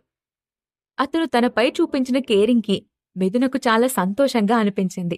డాన్స్ చేసి అలసిపోయి ఉండటంతో పాటు అప్పుడే కడుపు నిండా భోజనం చేయటంతో ఆమెకు వెంటనే నిద్ర పట్టేసింది. కాసేపట్లోనే మెల్లమెల్లగా క్యాంప్ ఫైర్ దగ్గర్నుంచి స్టూడెంట్స్ అందరూ వెనక్కి తిరిగి రావటంతో భరత్ కూడా వెళ్లి పడుకున్నాడు. అతను లోపలికి వెళ్లటంతో ధన్య కూడా తన టెంట్లోకి వెళ్ళిపోయింది. అర్ధరాత్రి మంచి నిద్రలో ఉండగా తననెవరో తట్టి లేపుతున్నట్టుగా అనిపించటంతో నిద్రలో నుండి డిస్టర్బ్ అవుతూ కళ్ళు తెరిచి చూశాడు భరత్. ఎదురుగా ఉన్న లేఖ అతన్ని చూస్తూ, భరత్, త్వరగా లే, మిథున కనిపించడం లేదు అని చెప్పింది. ఆ మాట వినగానే టక్కున లేచి కూర్చున్నాడు భరత్.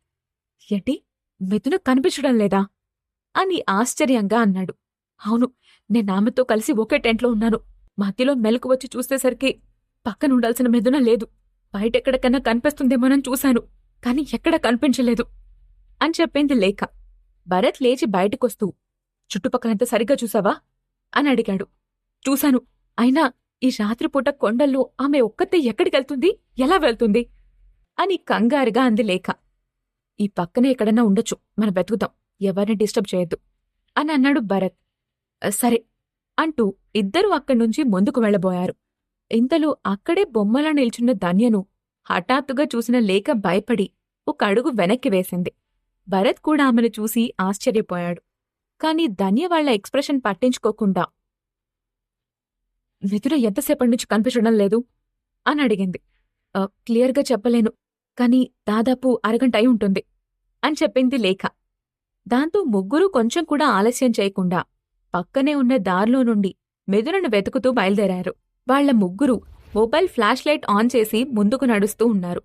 కొంచెం దూరం వెళ్లిన తర్వాత ధన్య ఒక్క క్షణం ఆగి, మిథునను ఎవరో లాక్కెళ్లారు అని చెప్పింది. ఆ మాట వినగానే లేఖ భయంగా, ఇట్స్ ఇంపాసిబుల్, అయినా అర్ధరాత్రి ఇక్కడికొచ్చి ఆమెను మాత్రమే కిడ్నాప్ చేసేవాళ్లు ఎవరుంటారు అని అనుమానంగా అడిగింది. ఎవరున్నారో కాసేపట్లో తెలిసిపోతుంది, కాని ఇక్కడ చూడండి, టెంట్ వేసిన కాసేపటి క్రితమే తీసేసినట్లు గుర్తులు కనపడుతున్నాయి. అంతేకాకుండా ఈ ప్లేస్ నుండి చూస్తే మనం టెంట్ వేసుకున్న ప్లేస్ కూడా క్లియర్గా కనిపిస్తుంది. అంటే ఎవరో ఇక్కడ్నుంచి అక్కడ వాళ్ళని అబ్జర్వ్ చేస్తున్నారు అని చెప్పింది. మనం వాళ్ళని పట్టుకోగలమా, లేదంటే మనకేదైనా హెల్ప్ అవసరం ఉంటుందా అని అడిగాడు భరత్. మనమే పట్టుకోవచ్చనిపిస్తుంది అనంటూ ముందుకు నడిచింది ధన్య. మిథునని ఎవరో కిడ్నాప్ చేశారని తెలియగానే లేఖ గుండె చప్పుడు ఆమెకే వినిపించేంత వేగంగా మారిపోయింది. భరత్లో కూడా చిన్నగా ఆందోళన మొదలైంది. కాని అతను కంపోజ్డ్గా ఉండటానికి ట్రై చేస్తున్నాడు. నేను మన వాళ్ళందరినీ పిలుస్తాను, అందరం కలిసి వెతికితే త్వరగా పట్టుకోవచ్చు అని అంది లేఖ. వద్దు, ఎక్కువ మంది మనుషులుంటే సిచ్యువేషన్ మన కంట్రోల్లో ఉండదు అని అంది ధన్య. అంటే అని అర్థం కానట్టుగా అడిగింది లేఖ. అప్పుడు భరత్ ఆమెకు వివరిస్తూ, మనుషులు ఎక్కువ మంది వెతకడం మొదలు పెడితే చాలా శబ్దం వస్తుంటుంది. అది ఆ కిడ్నాప్ చేసిన వ్యక్తికి అర్థమైతే మిథునకు ప్రమాదం జరిగే అవకాశం ఎక్కువగా ఉంటుంది. మనకు ఆమెను రక్షించే అవకాశం తగ్గిపోతుంది అని అన్నాడు. ఓకే అని ఊరుకుంది లేఖ. ధన్య జాగ్రత్తగా గమనిస్తూ ముందుకు నడుస్తుంది. దారి పొడవునా ఎలాంటి శబ్దం చేయకుండా భరత్ లేక ఆమెనే ఫాలో అవుతూ ఉన్నారు. కాసేపటి తర్వాత ధని ఒక చెట్టు కొమ్మకు వేలాడుతున్న ఒక క్లాత్ ముక్కను చూసి దాన్ని చేతిలోకి తీసుకుని పరిశీలనగా చూసింది. భరత్ వెంటనే ఆమె చేతిలో ఉన్న ఆ క్లాత్ను తన చేతిలోకి తీసుకుంటూ, "ఇది మిథున వేసుకున్న డ్రెస్" అనన్నాడు. అప్పుడు లేఖ కూడా ముందుకొచ్చి చూసి, "అవును, ఇది మిథునదే" అని కన్ఫర్మ్ చేసింది. ధని అక్కడ కనిపిస్తున్న ట్రాక్ను గమనిస్తూ, "ఈ కిడ్నాప్ చేసిన వ్యక్తి ప్రొఫెషనల్ కాదు. ఎవిడెన్స్ లేకుండా చేయటం అతనికి తెలీదు. మిథునను కష్టపడి లాక్కుని వెళ్ళినట్టుగా అర్థమవుతుంది. అంటే వాళ్ళు ఎక్కువ దూరం వెళ్ళుండరు" అంటూ ముందుకు నడిచింది. కాసేపు నడిచిన తర్వాత వాళ్లకేదో శబ్దం వినిపించటంతో వెంటనే చేతిలో ఉన్న ఫ్లాష్ లైట్స్ను ఆఫ్ చేశారు. వారికి కొంచెం దూరంలో ఉన్న ఖాళీ స్థలంలో ఎవరో కూర్చుని ఉన్నట్లుగా కనిపించింది. అక్కడ ఆర్యన్ నేలపై కూర్చుని ఊపిరి పీల్చుకుంటూ ఉన్నాడు. అతని ముందే చేతులు కట్టేసి నేలపై పడి ఉంది మిథున.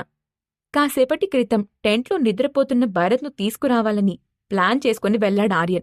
సరిగ్గా అదే సమయంలో నిద్ర పట్టక మిథున తన టెంట్ నుండి బయటకొచ్చింది. దాంతో ఆర్యన్ ప్లాన్ మార్చుకుని, వెతకబోయిన తీగ కాలికి తగిలినట్టు ఈ మిథున భలే దొరికింది. ముందు మిథున సంగతి చూసి ఆ తర్వాత భరత్ గాడి సంగతి చెప్తాను అనుకుని నేరుగా మిథున దగ్గరికి వెళ్లి నోటిపై గట్టిగా చెయ్యి వేసి దట్టంగా ఉన్న చెట్ల మధ్యలోకి లాక్కొచ్చాడు. అకస్మాత్తుగా తన నోటిపై ఎవరో చెయ్యి వేసి లాగటంతో మిథున భయంతో వణికిపోయింది. అతని చేతి నుండి తప్పించాలని పెద్ద పెద్దగా కేకలు వేయడానికి ప్రయత్నించింది. కాని ఆర్యన్ ఆమెకు ఆ అవకాశమివ్వలేదు. మిథునను అడవిలోకి లాక్కొచ్చి అక్కడ ఉన్న తన టెంట్లోకి తీసుకెళ్లి ఆమె నోటిని టేప్తో సీల్ వేసి ఆమె చేతులు వెనక్కి విరిచి కట్టేశాడు. అప్పుడే అతను ఆర్యన్ అని గుర్తుపట్టింది మిథున. ప్రస్తుతం మిథునకు ఎదురుగా కూర్చుని ఉన్న ఆర్యన్ ఆమె వైపు